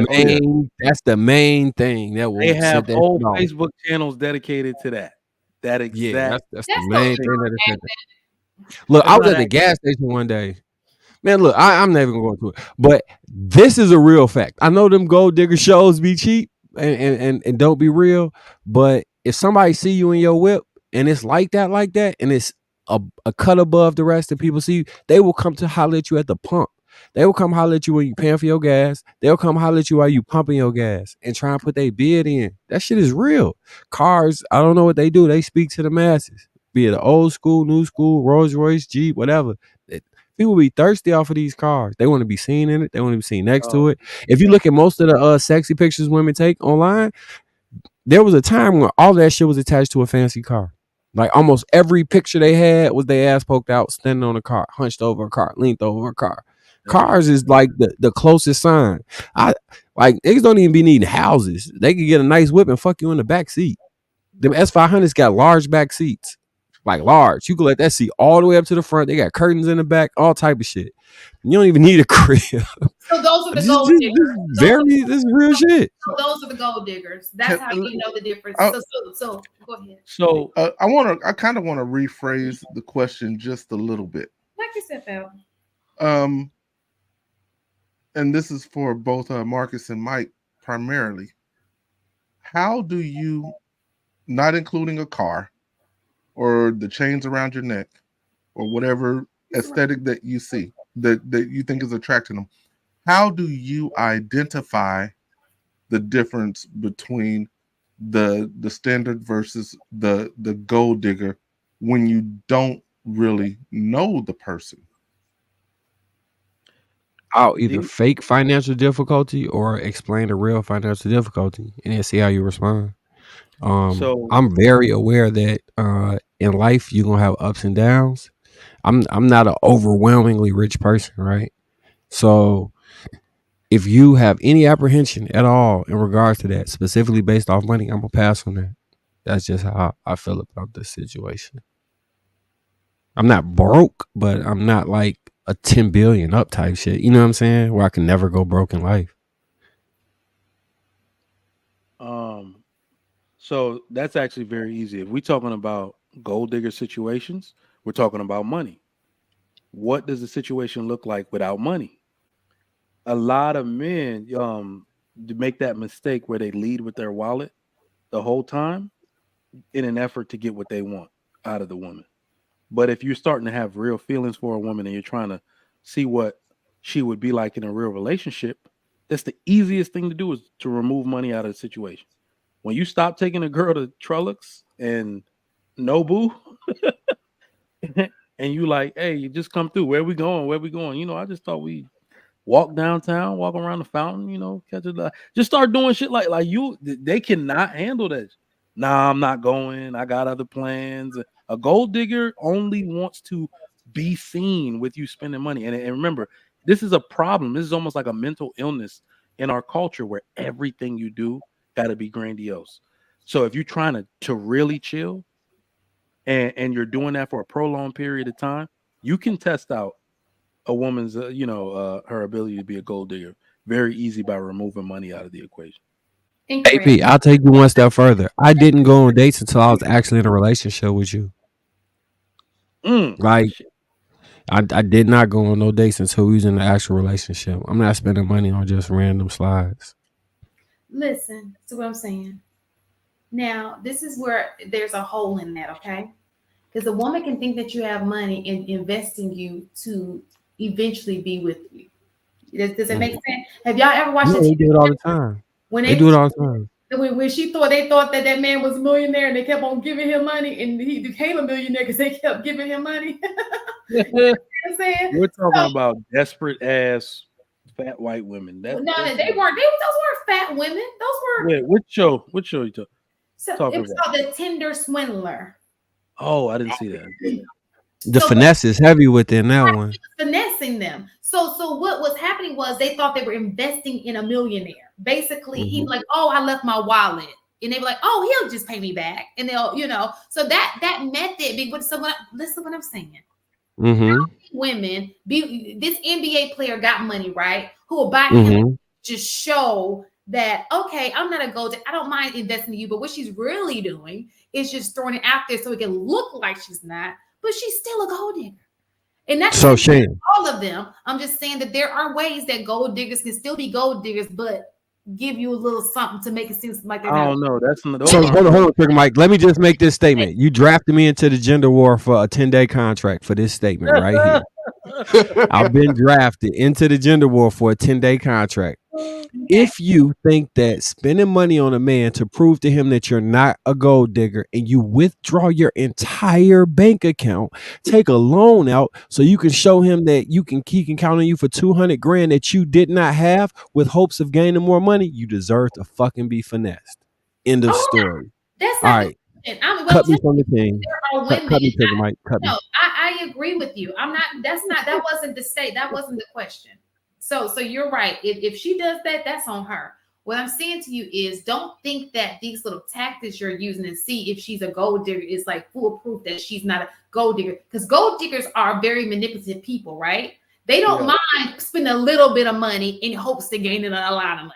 Okay, so they'll do the whole, especially if you're on YouTube and y'all giving them all these talking points like, I don't want to date a woman who can't go in half. So she's gonna do that because she wants you. She wants you to feel like she's not that person. Because women can be very, I actually disagree with that a little bit because I don't think that's a gold digger because this modern version of a gold digger isn't willing to spend any of her own money. It can still be. There are different variations of gold diggers. Maybe that's what it is. Because a gold digger, listen to this. A gold digger is a woman who's only interested in you for your money. She has no interest in you as a person. She's only interested in your pockets, right? And some gold diggers know that you got to give a little to get a lot. So while there are some gold diggers, new school gold digger who just Trigger might cut me. And open with it. There are also some gold diggers that are a little bit using different little tactics. They're a little smarter about it. The only thing that I would see like that I've had happen from a girl that I thought was a gold digger a little bit, and it's really about a man's status. So she might buy you little gifts to keep you around, to keep you interested in her, or saying, I'm gonna do something nice for you today. I've seen those type of things happen, but I think a large part of the game that y'all are playing Now, y'all. What I'm saying, the game that she's playing is that she wants the world to see everybody, see you drop money on her. She wanna order this. Oh my God, man. This girl I was dating, she looked real good. She looked real good. And I was in for it. All right. The Saks Fifth Avenue in the Galleria, for those of y'all that live in this area, it has a restaurant. So every time I'd be like, I was new to the area, I was like, where did you want to go? She would always want to go to a super expensive restaurant. She's like, there's a restaurant in Saks I haven't been to in a while. I like their wedge salad and their filet is good. I literally, this was like after work, and I went and picked her up and spent like $210 on a salad. But she loves doing shit like ordering things to the table. And like, ooh, you gotta taste it. And I was like, you really like this look. You said I'm a simple guy. I was like, you like ordering a bunch of shit. Let people watch you take one bite of it, and then have me pull out my credit card to pay for that shit. You like this. I was like, you live for this type of thing. So that I think that's what they like above all else. Okay. Any more gold digging traits that we need to discuss with the audience? The difference between a standard and a gold digger. Now, it could be the standard of the ambiance of the restaurant. So, like, let me just take me for example. I like certain restaurants, right? Because I like the vibe of the restaurant. And these may be high class restaurants, but if I'm on a date with a man, I take in consideration. So I may order the asparagus, what, $12? You know, because every restaurant, even if it's a nice restaurant, has things on there that are not super expensive. So every time I go on a date with a man, especially if I'm just meeting him, I order one or two things. Please have Brussels sprouts or asparagus on the menu, and that is a side. That's all I'm eating. Because one, I just feel like when you overeat on a date, that's not ladylike. Who cleans their plate? I was always taught it's not ladylike to clean your plate on a date. I was taught that it's just like not good etiquette. You eat small as a woman. It ain't like, oh, I'm ordering this, I'm ordering. That's kind of tacky a little bit. Just a little bit. The most expensive restaurants, they don't even give you enough food to get full. I don't know if y'all ever been like Alania or a place like that.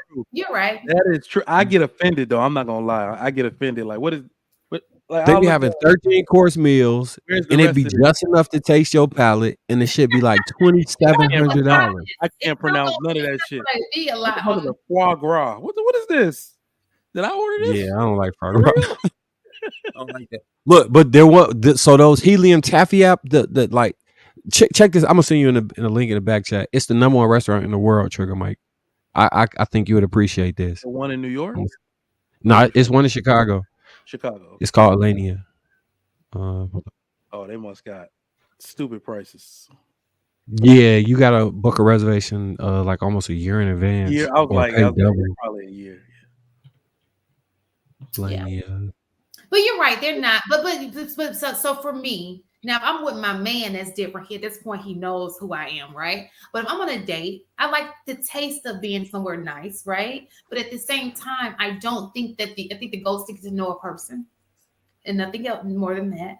But if there's small little things, you just never overeat that. When people are like, oh, I want this, I want that, that's tacky. That is the tackiest thing. And if you ever taken it's just tacky. Don't do it. Yeah. That thing you said about eating, one girl says, "Nah, I gotta eat cute because I really like you." This was like in college, and I literally was like, "You don't like your food?" or something. She's like, "No, I gotta eat cute because I really like." And that was the first time I ever heard that, because the girl I was dating before that fucking went to town on her plate. Yeah, look, she was so full. She would talk about, "Can we do it tomorrow night?" She was hilarious.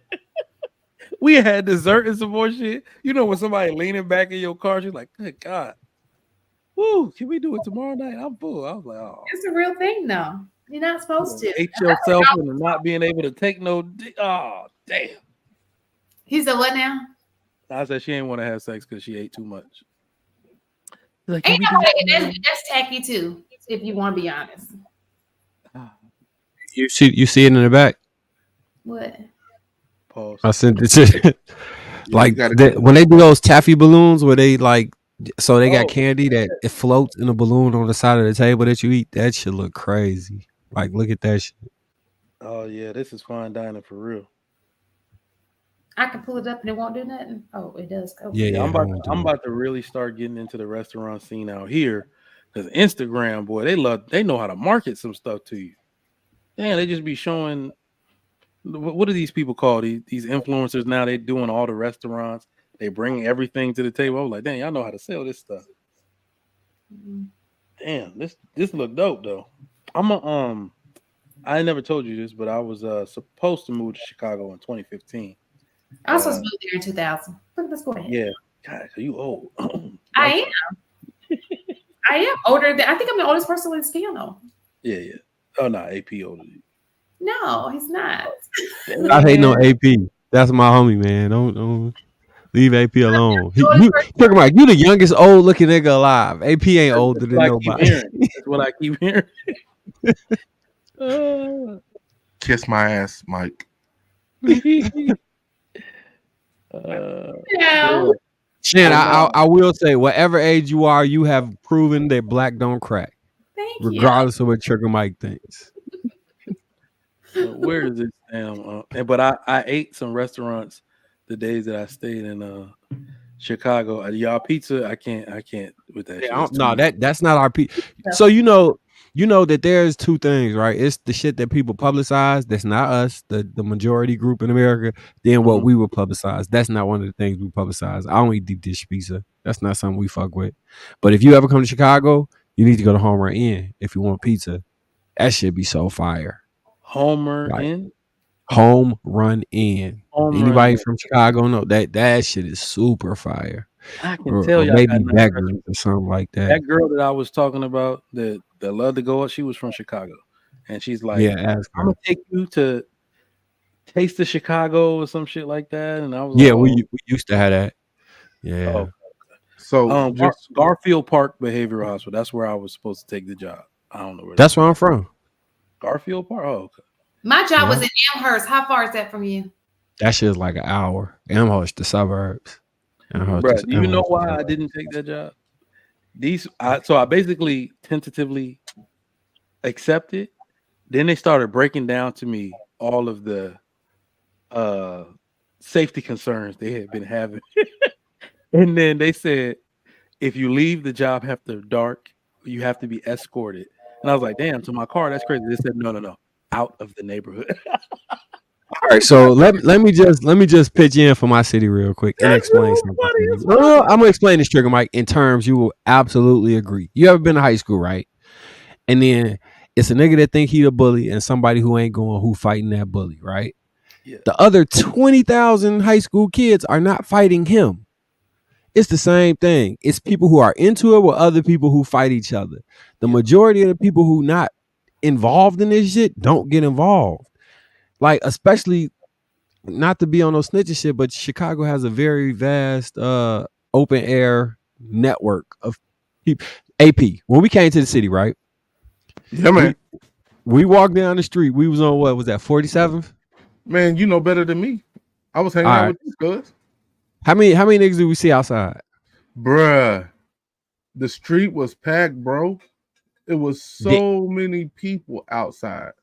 This a regular street. It was no event going on. It was, matter of fact, it was events going on in another part of the city. This was a random block. Y'all don't understand. The barbershop was open late as hell. Like, they was literally just closing. What time was it, Marcus? Like 9, 10. They was out there getting they was doing a number. They was doing a 1-2. We walked out. How much love did they show us? And was it any problems? No problem, bro. Man, I got to see a whole ass crack deal and nobody said or did nothing, bro. Whoa. So edit that part out. Sorry to the audience. But the point was there was no violence. There was no violence. Wait, hold on, man. Look, you're right. There wasn't. Okay. Yeah. No, bro, watch a dude get his car jacked, bro. Yeah, that happened. Yeah, that did happen. That was. Y'all don't even know. But look, no, for real, it was nothing but love. But that chicken was good though, wasn't it? Man, that chicken was fire, bro. That chicken was fire. The mild sauce was hitting. Yeah. No, shout out to him. him. Look, I'm gonna keep it real. Look, None of those folks really knew me from a can of paint. Real talk. None of them knew me from a can of paint. But I got nothing but dap. You know, that dap half hug. Man, it was nothing but love out there on them streets, bro. For real, for real. He was in the trenches too. Yeah. The trenches, yeah. Like it, man, it's a city I really rock with. Nah, it was a side I had never seen. I really rock with the that's shop. usually how it worked, and you remember that you was walking around with somebody that was from there, so that's kind of helped you a little bit. No, like from my perspective, bro. Honestly, I don't think anybody would really mess with me if I wasn't with him. Like like not everybody gonna dap you up, right? But I don't think like I would have had beef with anybody. Like it wasn't even that kind of vibe at all. Yeah, they was just hustling. They was out there hustling, and they was just. So I know them niggas, so they was gonna talk to us. But if they ain't know you, they would let you move around. And look, I was even gonna take the job because they sweetened the salary offer when I took like 3 days to deliberate. And then somebody, this is one of the only reasons I didn't take it. Oh, it was really because she was my then girlfriend, now wife, was like, I mean, I'll move there or whatever because she just moved to Houston for me, but she's like, it's cold and unsafe. I was like, you know what, you right. What? She's like, it's cold and unsafe. So it don't get that cold here. It's actually very safe. It's actually very safe. It was just the way they painted the picture for me. I'm sure you're right. It was the way they Chicago, a place like this. You watch your words. You don't get into it with people randomly. You don't like the shit niggas do online. That'll get you hurt. But if you just be cool and be chilling and shit, you'll be cool. Yeah. You ain't got no issues. What it was too. Now, if somebody talking crazy, niggas will cash that ticket. We cash lottery tickets in. But outside of that, this is actually the part that got me. So, waiting on my flight, I took the rental car to, I guess, your downtown area. There was a apartment complex that's the same. I think it was the Aimley or something like that, one of those chain apartments, but it was downtown. And my dumb ass went downtown looking for an apartment, like, oh shoot, well maybe I get an apartment for $1,500. Nigga. We taxing them. The tax is real. Those prices. How much are your apartments going for, Marcus? Give me how many bedrooms and where you wanted it. No, I remember the listing. 1 bedroom. Downtown in the hood.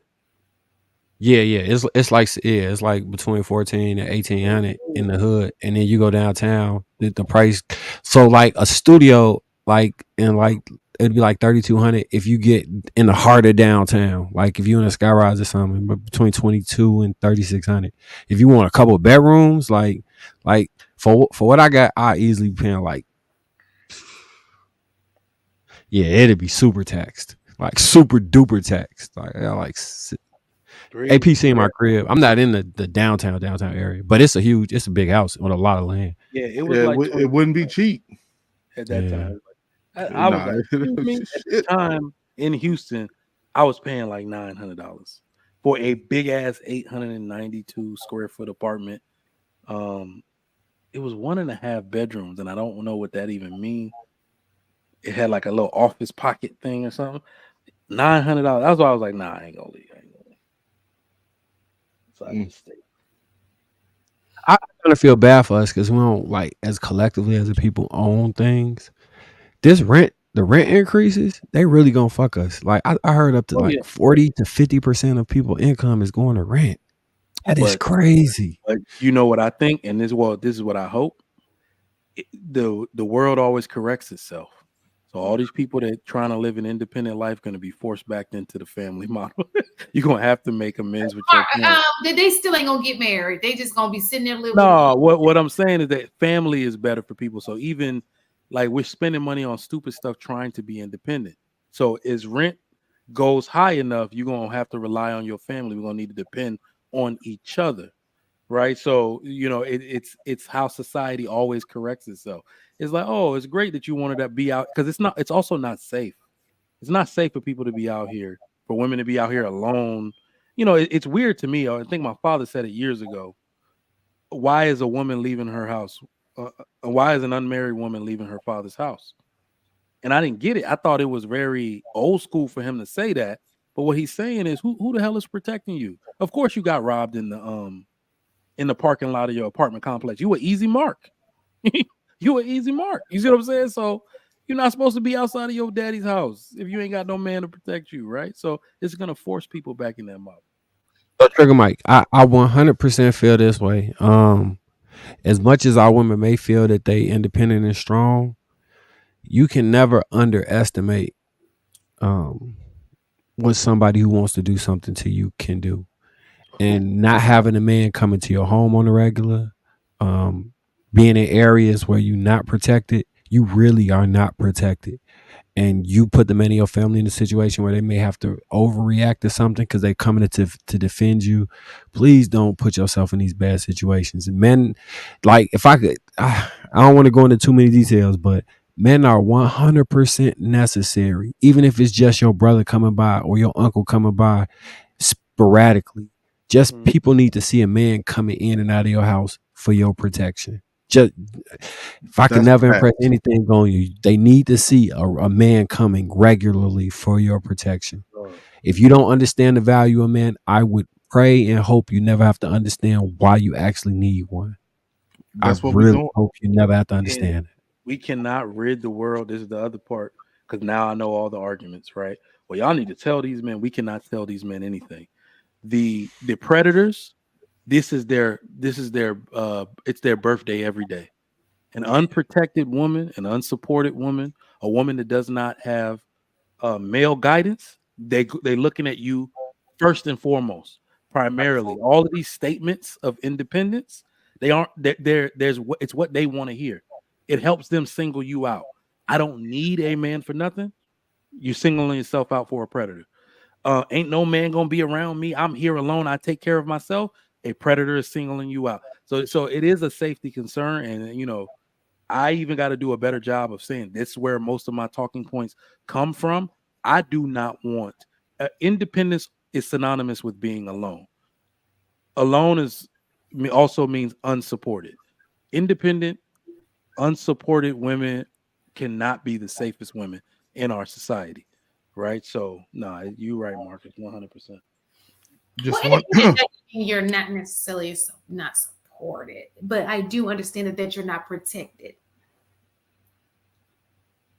So the thing about protection, like true protection, it prevents things from happening so you feel like nothing will happen.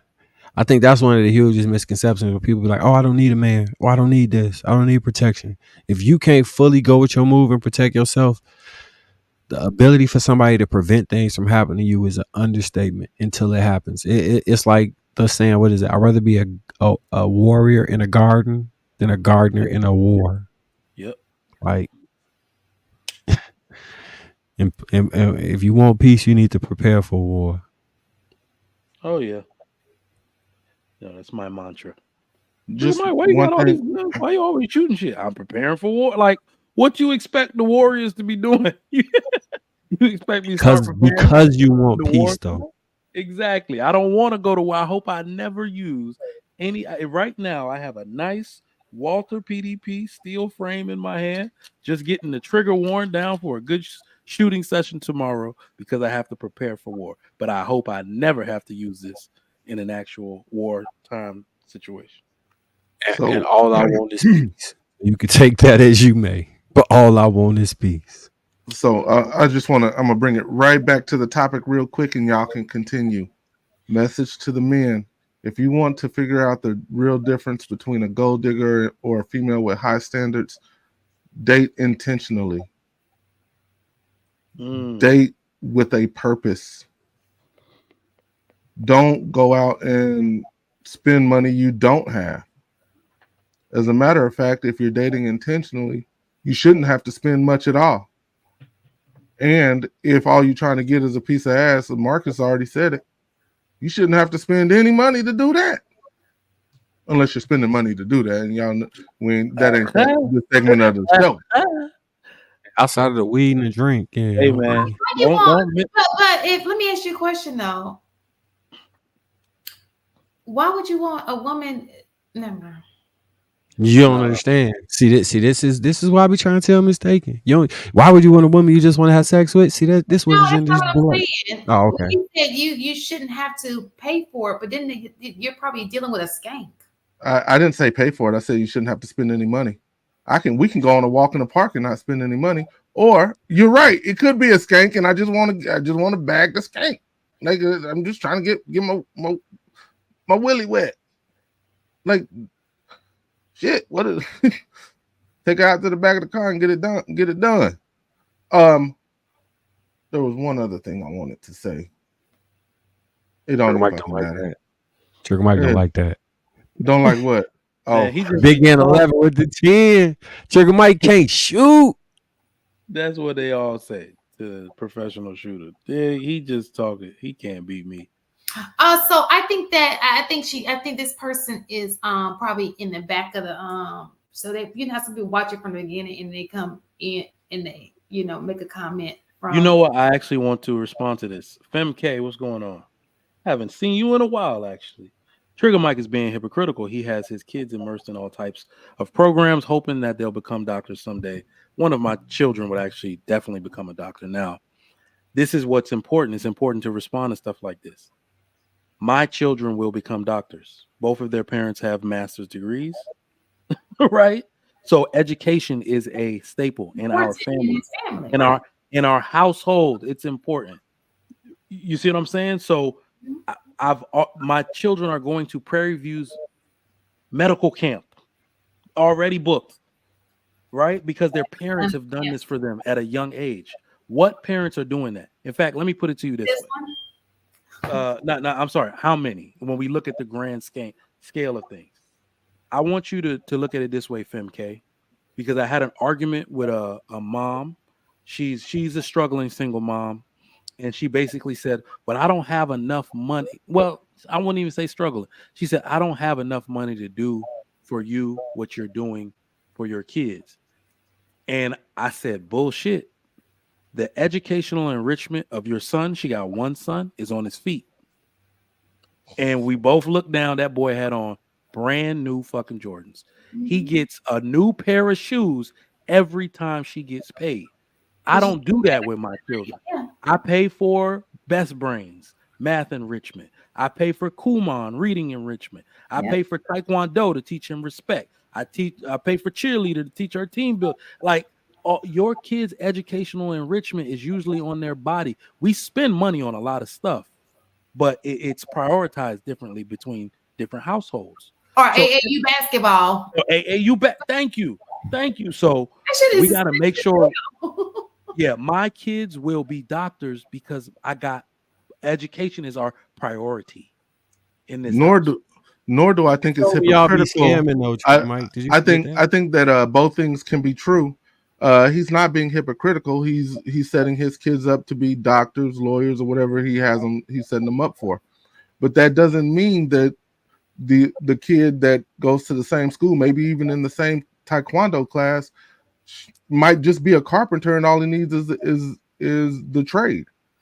Yep. That's not hypocritical. Two things can be true at the exact same time. And I think that's the point that Trigger Mike was making earlier.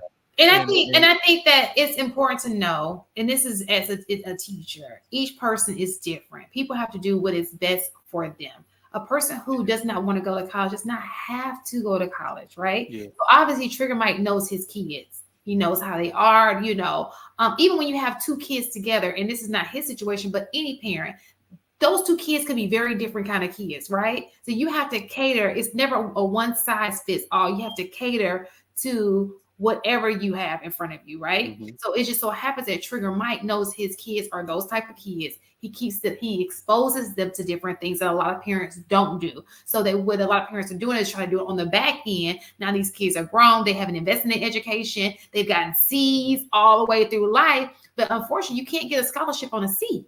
You can't. Let me also explain something, because this is good. When we explain things to people in real life, I think people in the audience and the people that watch this will get something from this. Do you know why I go so hard? I'm sorry, it's not even just me, it's my wife. She's a bigger nerd than I am. Where's your wife from? New York. No, I'm saying like ethnicity. her mom is half Panamanian, but the black Panamanian, so they're really black, and they were from New York too, but moved there. Like it's so African American. He's African American, yeah. Oh, okay. I just wanted to clarify. And her dad's side from North Carolina. They, that. Okay. So I'm sorry, South Carolina. Damn, what was I gonna say? The reason we go so hard, or I'm actually so involved in the education right now, is because I figured out how school actually works. The smartest kids in the school didn't learn at the school; they learned the curriculum beforehand. Mm-hmm. Okay, the people like we think school actually teaches all children. No, the school that are out there, the kids that are in the classroom intimidating other students with how fast they do assignments, their parents taught them that. Their parents called the school, got the curriculum, went over it with them beforehand. The whole time, we thinking these kids are just naturally smarter than us. No, somebody took the time to go over the entire curriculum with them. All right. They didn't let them stay on a tablet all night. They said, you're going to learn these fractions because you got a test coming up next month on it. They're a whole month ahead, a whole year ahead than other students. So if we start to give these cheat codes to more people, we will absolutely have children that are advanced in reading, advanced in math, and they can pass all of the algebras and the calculus and the statistics courses and the linear equations, the chemistry, which is also math, to become doctors and engineers. But without that foundation, math is going to scare them for the rest of their life. And that's what I'm dealing with in my college programs. And let me just say this before, because I know they're trying to get testing out of the system. But I remember seeing a documentary or something. This was years back, and one of the questions was, they were interviewing people who were preparing kids for SATs, right? And the lady the lady who's over the program was saying, you'll be amazed. We get 8th graders, 7th graders who come in here because their parents are teaching them early on. They're coming in for tutorials to get them prepared for the SAT. We don't do that. They're paying for these classes so that their kids, by the time they get to 11th and 12th grade, they take that test over and over again. They're preparing them to be able to withstand such a lengthy test, to get through the questions, so they won't be tricked by whatever, and to be great test takers. But we don't do that. Exactly. Is it me or is Shan's cam kind of? I don't know. Listen, this is the Board of Education computer. We're not gonna talk about it because it was free. Let me just refresh. I have never seen this in my life. This is what I find ironic is that it's highlighting fuel. Sometimes you gotta show two of me. Like it's trying to show two of me, Can't just get one. We need to write sometimes two is better than one. Two is better your than head one. at the bottom, but your titties on top. But nah, man. And when it comes to education, it's not about children. Every child deserves the opportunity to feel smart. That is something that I've learned as an educator, and you can pull that out. I have pulled students out, but rarely do I do it. But I have pulled students out of my program, right, which is the Associates and Bachelor's program, and place them into something else that's more hands-on. And then I'll hear from them 6 months later. Because when you look at data like I do, where people's grades are involved, you see trends. And in nursing, we have a saying, and it shouldn't surprise any of you: the best nurse is the C nurse. Everybody thinks the best nurse that's going to go out there in the field and make a great name for the school is the A student. But remember, nursing is a hands-on field as well. Just because you got an A in the class doesn't mean you're going to be the best phlebotomist. It doesn't mean you're going to have the best bedside manner. It doesn't mean you're never going to make med errors. The best nurse is a C nurse, that person that might struggle a little bit to test, but when it comes to hands-on stuff, they're a wizard. They're a freaking wizard, right? They know how to talk to people. They have a good charisma to them when they talk to patients. They get less patient complaints, stuff like that. You see what I'm saying? So that we can place our children who didn't have the greatest upbringing to be book smart, as we call it. They can still go out here and amaze the world and lead. This, I believe, that's most salespeople. And I don't know how true this is, but they say C students are the most millionaires. Yep, because that's exactly. They do say A that. students end up working for the government. B students do all the other jobs, but C students, we think they're not smart, but what they were rebellious against structure. They do not like learning anything they're not interested in. They get bored very easy. Absolutely. That happened to me. But let me just emphasize this. Those C students that you are talking about are also because they just, like you said, they can do it. They just are bored of it. It's not what they want to do, right? This is not the C student who, when I say C student, I'm really talking about the D student, okay? I'm just being nice here. So I know what you're saying. Like maybe they have the personality of go-getter, but it's just like, I ain't trying to do that. I'm trying to do this. And they work extra hard. They have the ambition. It's a mentality they have. I completely agree with that. So, but that's not the same as the kid who really got a D or E and the teacher pushed them up to a C because of No Child Left Behind. So we got to be careful. They need to get rid of that shit, boy. Don't they? That is what's making education leave their ass behind. Because a consequence. If you don't have a consequence, you're gonna keep doing what you're gonna keep. But you remember when I said every child needs a chance to feel smart. When they had trades in the school, that's what most of the boys were doing through high school. That's true. We did. Like every child, like this child that can't really pass tests and all of this, look at what you're doing to their self-esteem and their character. They're going to think that they're not as valuable because they score. They have poor scores in their peers on tests. When you can put them in wood shop, you can put them in the mechanic shop, the electrician shop, teach them a trade, teach them how stuff works, take them out in the field, do the work, even have them graduate so they graduate early so they can start working early. They when I was in high school, what was it? I'm from Virginia, so they had an apprenticeship for 14-year-olds at the Norfolk Naval Shipyard in Portsmouth, Virginia. Those boys from the high school that went to work there from the apprenticeship, they still work there till this day. That's 20-something years of work experience. Some of them went all the way up to engineer.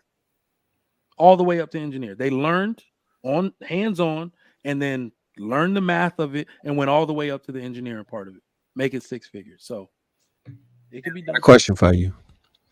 At what point do you determine that you cross over from having high standards to being a gold digger? Who? A woman, not you specifically, but a woman. When does she say, "I no longer have high standards"? There's a line, right? Is it at when she says, "I no longer can function with a 2024 Impala and I need a 2024 Mercedes Benz.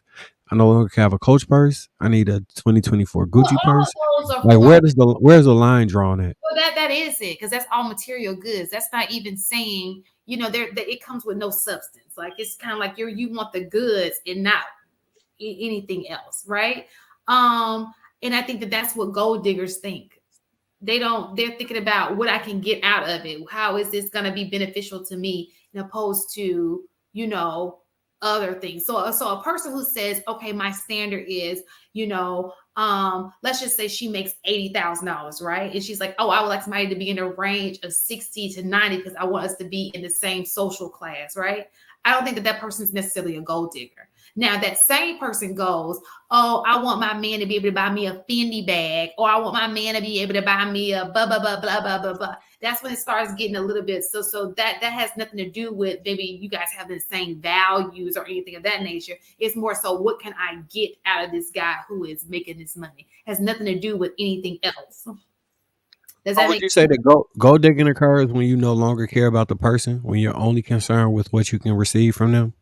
For sure. How would a man determine when it's no longer, because sometimes women can finesse and play the game really well, right? How would a man determine, like, what are some of the things you think he should look out for to determine when she really doesn't like him and she's only trying to receive things from him?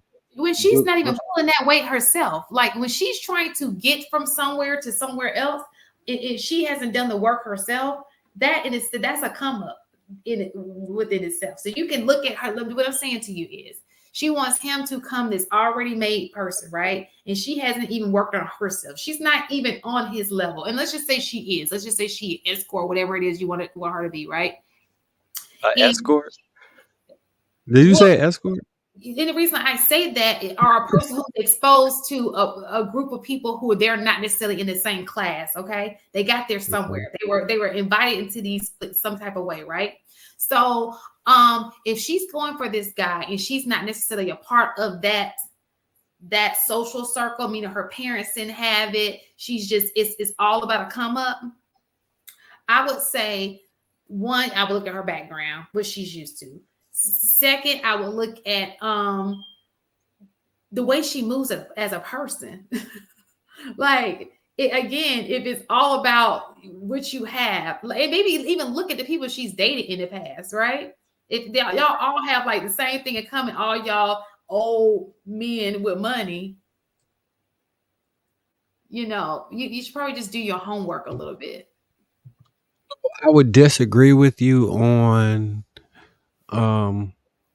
the men so if she doesn't come from money and she dates somebody with money, that doesn't necessarily make her a gold digger. But I would. It's not. I was trying to provide clarity on the situation. So all right. So if you don't say that, I'll make my own independent statement, right? I'm not juxtaposing to your statement.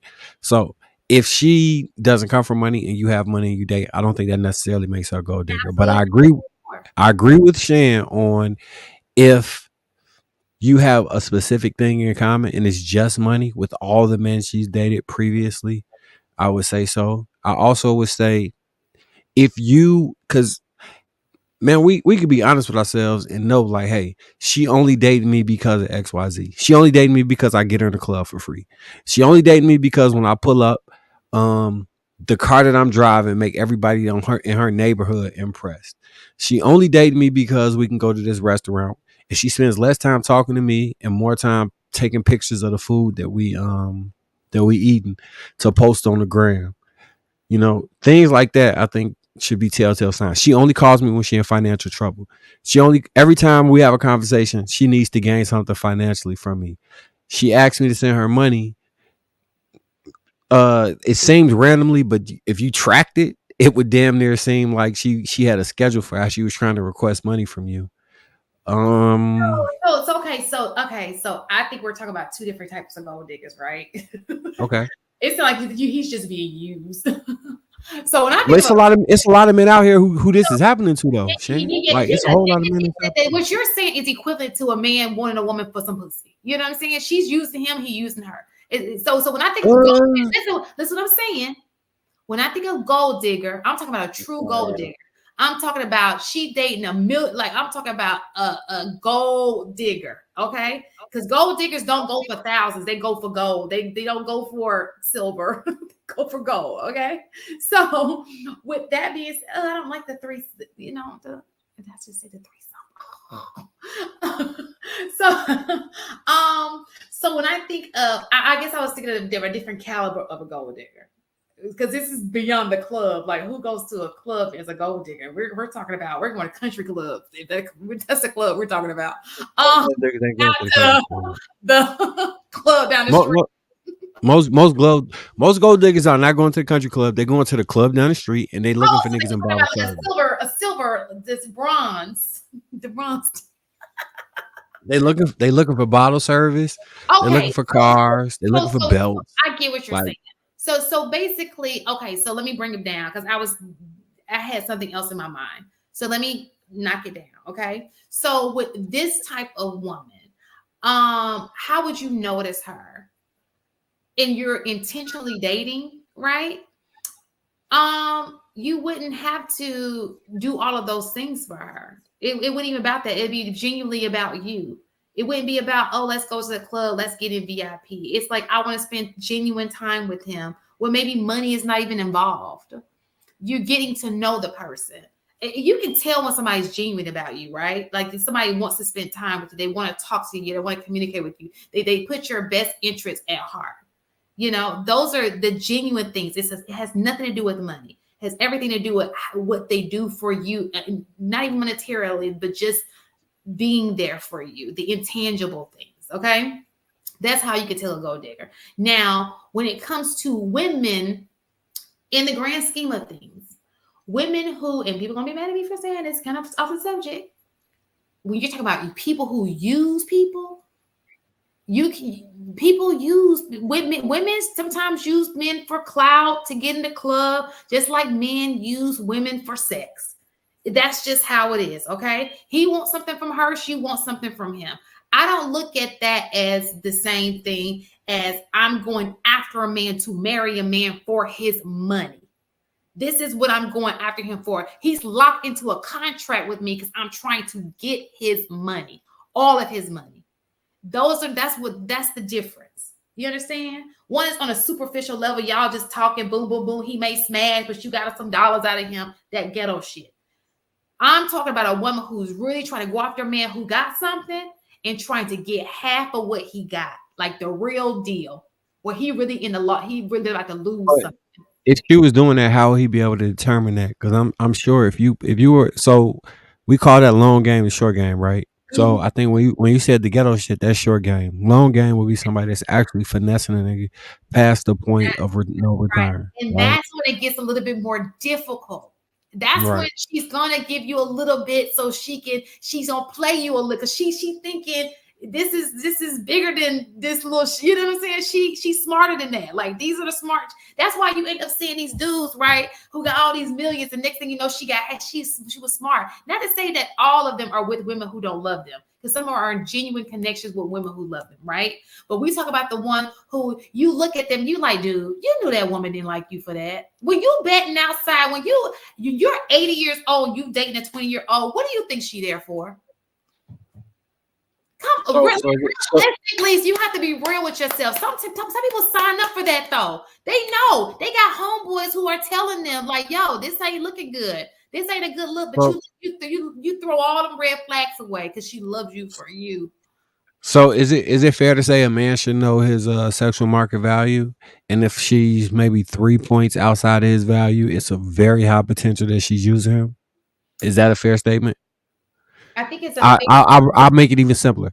So if the man is a 6 and he's dating a woman that's a 9, but he has money, would it be fair to say that it's a good chance that she's dating him as a 6 and he's a 9 specifically so she can extort resources, or no? Not necessarily. There are other factors that are taken into consideration, because you could be a 6. Break them down. As far as attraction, women can go down in attraction if she really likes a guy, right? Or if he's doing how far? 6 and 9 are not that bad off. Now if he a 2, okay, or 3.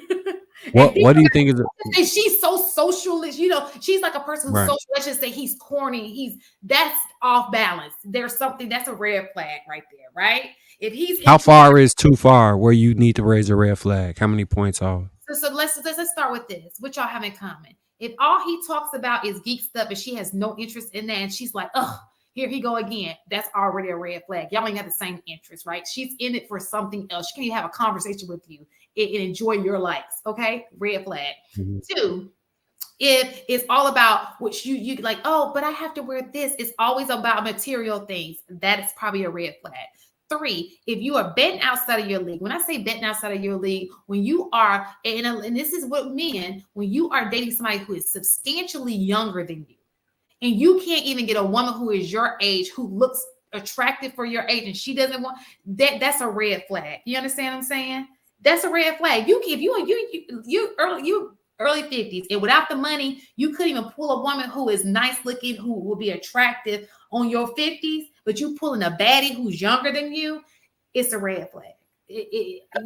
How many points would that be a red flag? Because there is some, like, older men with wisdom, they gain a point or 2 with wisdom, right?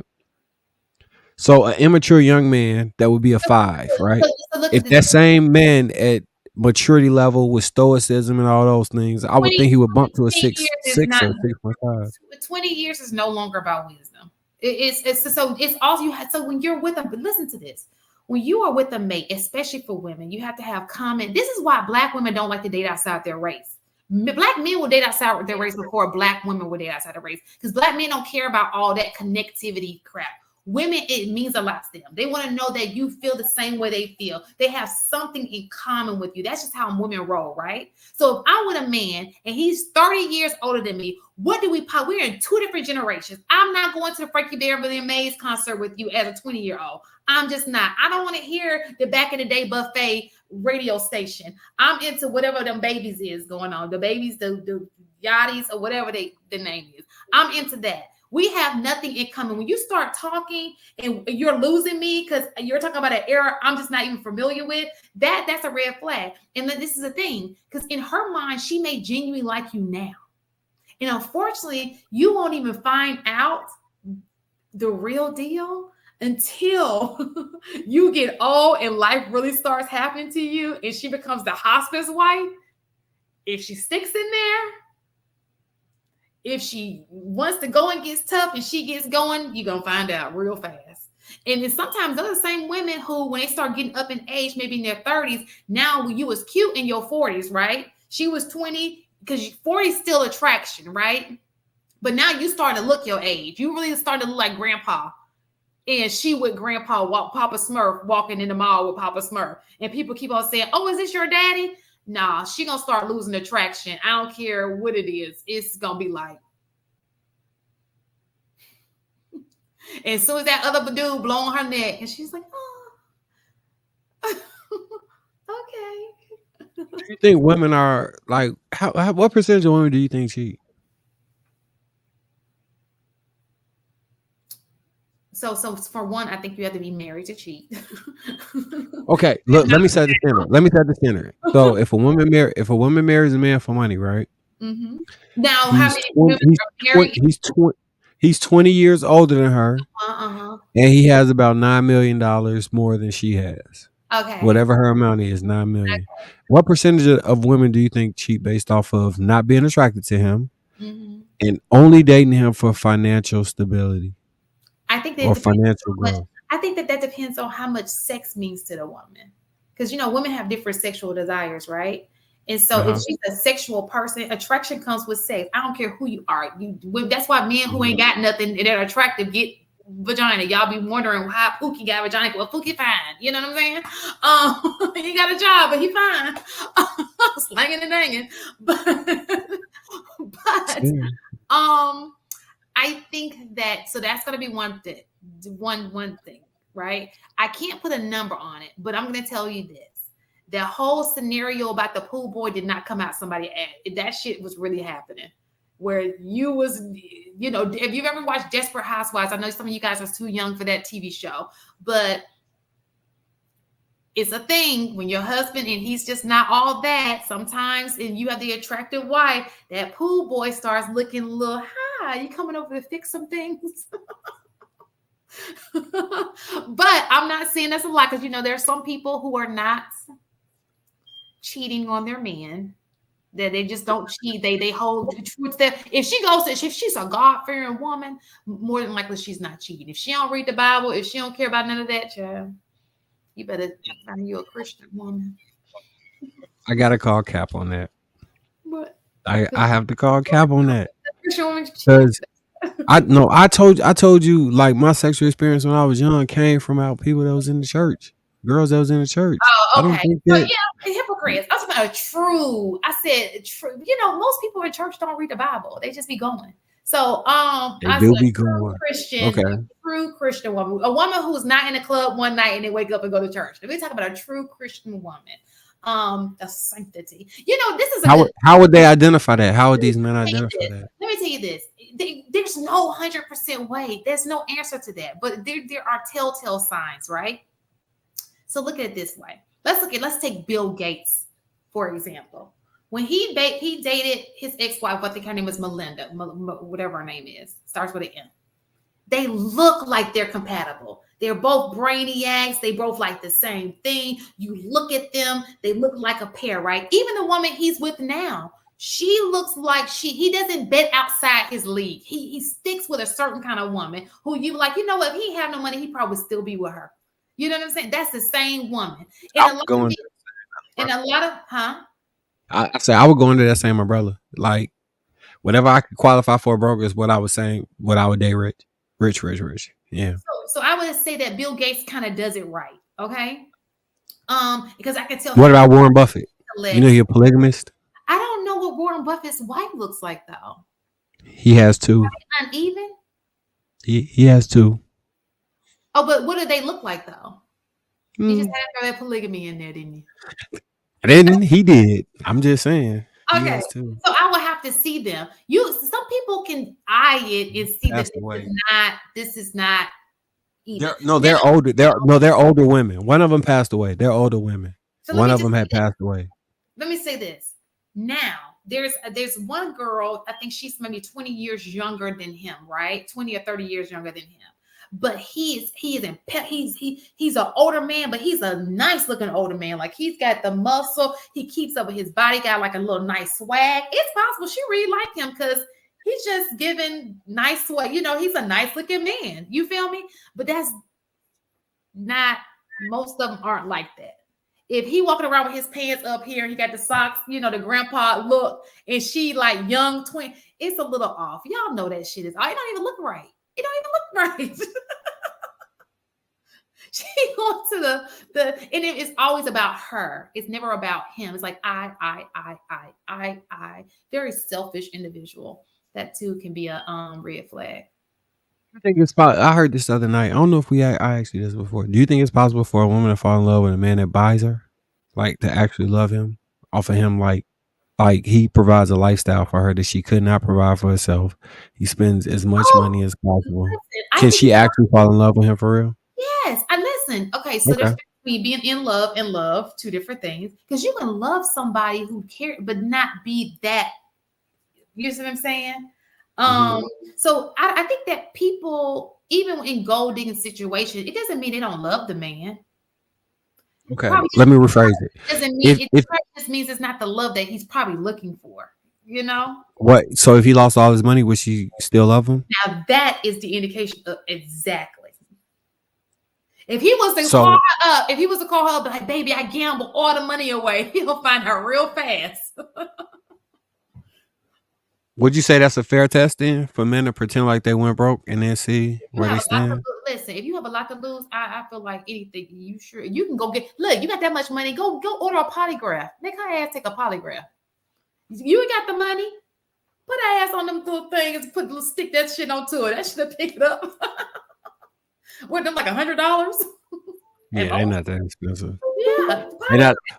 But say she wasn't a woman who cared about that.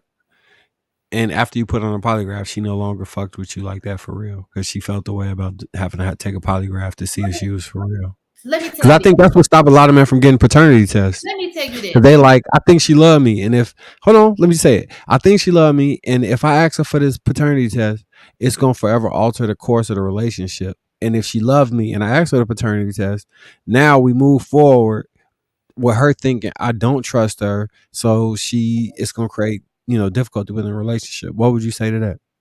Listen, if I love a man, he can hook me up to anything he wants to, so I can be like, see, so I can just throw it in his face. Here you go, swap that baby test. Who baby you thought it was? Who baby is it? I'm gonna throw it because we like to throw it back at you. You know what I'm saying? Just to show you, like, what you trying to do? What, huh? Do you think most women are that way, or do you think most, or do you think it would be an issue for most women? I think that if anybody asks you to take a test just for their own protection because they have a lot to lose, and you say no, then you willing to lose him because of that. That's so because you want me to take a poly test because you're so used, so people you've been scammed and you're easily scammed because of how much money you have, right? Because I think that's just like you just protecting your investment. I want to make sure you're here for me, and you know that I'm about to get a ring, like you love me. I'm not gonna trip over no fucking poly test. And this man wants to marry me. He wants to protect me. He wants to take me under his covering. He wants to protect his assets. Why would I get mad at that? And I know I genuinely look because I'm a passive with flying colors. Like, do what you got to do, boo. Y'all worry too much. That's how y'all get in trouble. Y'all worry too much about what she thinking. Next thing you know, you ain't got no prenup, and she leave you for half or whatever the percentage is. All these issues, or you taking care of a kid that ain't yours because you was too scared to ask for a paternity test. I mean, you keep getting yourself in these stupid situations. when you just have to advocate for yourself. She's not going to leave you. She's not. If you find out the kid is yours, what's going to happen? She's going to leave you because you swapped their. Most of y'all ain't even with them. So what if I told you that might be the true test if a woman love you or not? The things she willing to leave you for. What if I told you that's what I think? That is a true test for sure. Because I'm gonna tell you now, if a woman love you, would she leave you for cheating? Listen, women. Some people that's a hard bound. That's a solid boundary. All right. It depends on our boundaries. Would she leave? Would she leave you for going broke? No, she shouldn't. So would she leave you for cheating? Some people that's a hard. So look, it's some women. If you cheat on them, they go crazy. Like they are just over it, right? Mm-hmm. And I do think that it's kind of with. So this is the problem with. Let's talk about cheating for 2 seconds, okay? There are different levels to cheating. If you go out with your homeboys and you slept with a chick, she probably wouldn't even know because it was like a quickie. You got it out the way you left, right? No, y'all keep going back and developing. It's like a continuation. So now you have a relationship outside of your relationship. If she's catching messages in your phone, you're developing a relationship. It may not be a commitment, but there's a relationship going on there. So you sloppy, like that's nasty. Like all of it is nasty. But you're taking it to it's a threat to the household, basically. You know what to solve all of this? What? Polygamy, shut up. Out of here. All right. It's bedtime. I know it's bedtime. I just wanted to say that last thing. Way too much. We appreciate y'all good people, everybody that stayed online with us. I know we didn't and let me just say, this is a disclaimer. I'm not a pro in none of this stuff. I can only just tell you the red flags I've seen when I look at certain things. I'm like, well, how didn't he know that? Like you can see it. You like, wait, what are you saying? How didn't he know what? When I look at people who are gold digging situations, right? And I think it's easy to get tricked. I think for both ways. But here's the caveat. I think if you did not get women prior to having the money and you really want to believe that because I think we have this innate it's two people, right? We have the ego that tells us that we're him. We have the identity that casts aspersions and doubts. And I think the more you live in your ego, the easier it is for you to think that you're him. And the more you live in your identity, the harder it is for you to think that you're him. And I think most people, when you're on a forward trajectory, you live inside your ego. When you're on a decline, you live in your identity. You know what? I've never heard anybody say. I kind of like my polygraph idea. Why nobody think about giving their chick a polygraph? But hooking their hands up some things and ask. You got the money like that. If you really want to know, if they put people behind bars for that test, look, it's got. No, they can't use it, and you can't go behind bars for no polygraph test. Oh, you can't. So it's not 100%. It's not. It's inadmissible. Yeah. Dang. From what I understand, it's inadmissible. Dang. But that would have been a good idea. It would have. It would. I'm not saying I'm not opposed to it. I'm just saying. Let me just say, in my personal opinion, I think people have a sexual marketplace value hierarchy, and I think when you get past 3 points, you've entered into why are you doing this territory. So if you go from 6 to 9 or 5 to 8, it's like. It's possible you could actually like me, but it's more than likely there's some finesse coming around somewhere around here. And you need to ask a whole lot of questions when you get in that situation. The problem is if you go from 5 to 8, you're so happy that you went from 5 to 8, you don't want to ask a question because you don't want to ruin this. That would be the issue. That should be a red flag within itself. Like your point, it's almost like a teacher when I test kids, right? And the points jump up, so you're usually here and you jump. I'm gonna wonder, like, is this a real? Like maybe I should test again and make sure there wasn't a fluke. And if I'm really trying to find out where the kid is, So you take the same logic as it comes to dating. If you jump so high, And not to say you can't get that person. I would just tread lightly.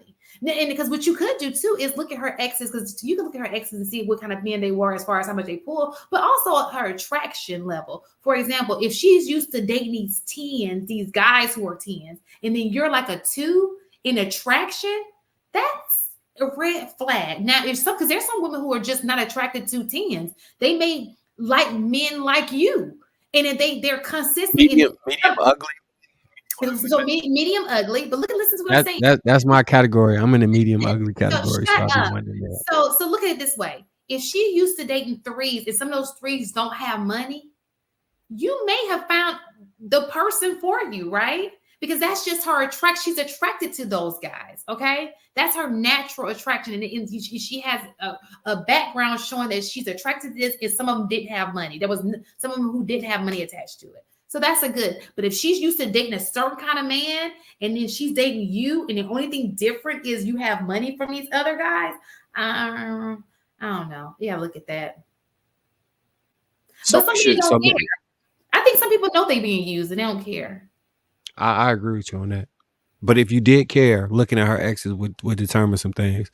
If the thing they had in common wasn't a look, it was more so. Because I think people have a type. I truly believe people have a type. For sure. And it's either what's beneficial or what you're attracted to, right? Mm-hmm. So if somebody is extremely rich and you're not attracted to them, you will take them. And if somebody is what you're attracted to and they're broke, you'll take them. So I think if you fall on the extremely rich side, you need to be very cautious. But if you look at the other exes and you like, I see what you like. I see your type. Like I kind of got a inclination for people types. Thankfully, I got an inclination for that. So yeah. And listen, at the end of the day, most people you'll just never know. You'll never know if you've been hustled. Sometimes you just won't know if that person is just so good, especially if your heart is already involved. That heart, that head, just go out the window. That thought, it's just no way to really. It's just a what type of woman you think could be finessing me? Finesse you? Yeah. Marcus, I'm not doing this with you today. I'm just curious. I'm not doing this with you. All right. I'm not playing these little Marky Mark games. You got me trying to play with you. I'm just keeping it Saturday morning for that shit. Okay. Okay. But again, I just want everybody to say, do not listen. This is not shit. I'm not a psychiatrist. I'm not a psychologist. I'm just going a straight off observation and just my opinion. This is all opinionated because I don't want people to get hustled going off of my idea. Hold on. I'm going back to this. Build a woman that could finesse me, please. So somebody who's extremely attractive, right? Super smart, into saving the community, just like you. Someone who, yeah. And she could finesse me? I think that's, well, I don't know. Marcus, like, I'm giving you carte blanche, the NBA 2K creative player. I wanted a creative player. Listen, you name a woman who can finesse you. You give us a woman who can finesse you. No, that was on you. I don't know. So I can tell you a man who can finesse me because I know me. I don't know. All right, give me a man that could finesse you. Somebody who is extremely smart. I like smart guys. Who's semi-attractive. I don't like too attractive. Who's very family oriented. He can finesse me. He looked like he's family oriented at least. A man who is just knows all the right things to say. Always shows up. If I need something, they show up for me. And they do that for a lengthy amount of time. Yeah, I'll be getting finessed. I get finessed real. Because I think that people are like, I'm an intentional person. Like I be feeling bad when I would never want to use a person, right? Because I always think about other people's feelings. So if a person did the same thing to me, it was another me, but a male version of it, but in a masculine way, I would fall for that guy because I'm like, oh, I met my match. He's the same as me. And then he turned out to be like a player who just played me on my shit. I just got finessed. The fuck? Damn. Oh, they say, hold on. I think that hold on, y'all can add in. If y'all know who could finesse me, I want to see what y'all say. Oh no, this not for me. I like a homegrown, wholesome, righteous woman minded, submissive, practical. I like something similar. Yeah, tell us She have to be look, they say she have to be upfront, straight gutter, but classy about it, with a good bit of intelligence and have the truth in her. Okay. That's who could finesse me. Okay. You'll be amazed at how many men be wanting ratchet women, but who got smart, who can put you, you know what I'm saying? But at the same time, she can flip it and be like sophisticated and then get ratchet. Like, it's a lot of guys who like that though. So my BDSM traits is what will prevent it. See, God just paused you because he said that's lies are detected. I'm telling you. If you understood, you know. What is it? AIYKYK. If you know, you know. Hey, my BDSM traits are prevented because you got to play a role that prevents you from being in the finessable position. See, I'm not. So you're more swift in the streets than I am. So when you're not in the streets often, you're not as bright in the streets as somebody who's always in the streets. So I can already say it may be easier for me to be finessed than a person who is out there doing this all the time. You know? That's fair. So yeah, that's fair. That's fair. Plus, I think everything a damn scam. I trust but verify, right? So I go along with you, watching you like, this ain't right. This ain't right. Sometimes your intuition, especially for women, we have intuition. I know how men roll, but sometimes you get something on the inside that's telling you this ain't right. It's like that funny feeling like the environment ain't right, but y'all don't be listening. Sometimes I don't be listening either. I be doing this. I had this dream where somebody trying to rob me and I robbed them before they could rob me. Like, I know it's toxic. That sounds like because sometimes you can sabotage that way too. It could be in your head that you're being robbed, and in actuality, that person is not doing that, and you sabotage a connection because of that. That's a fair point. Good night, everyone. Thank you all for staying with us for tonight. I know you said you was gonna get off before 3. It's 3:16. Where you at? This shit ain't work. Where you at? You know. Pew! Because I'm grateful. All right. Good night. Good night, everybody. Thanks for being with us. Next week, Friday, between the hours of 9:30 and 11:30. See you guys. Night.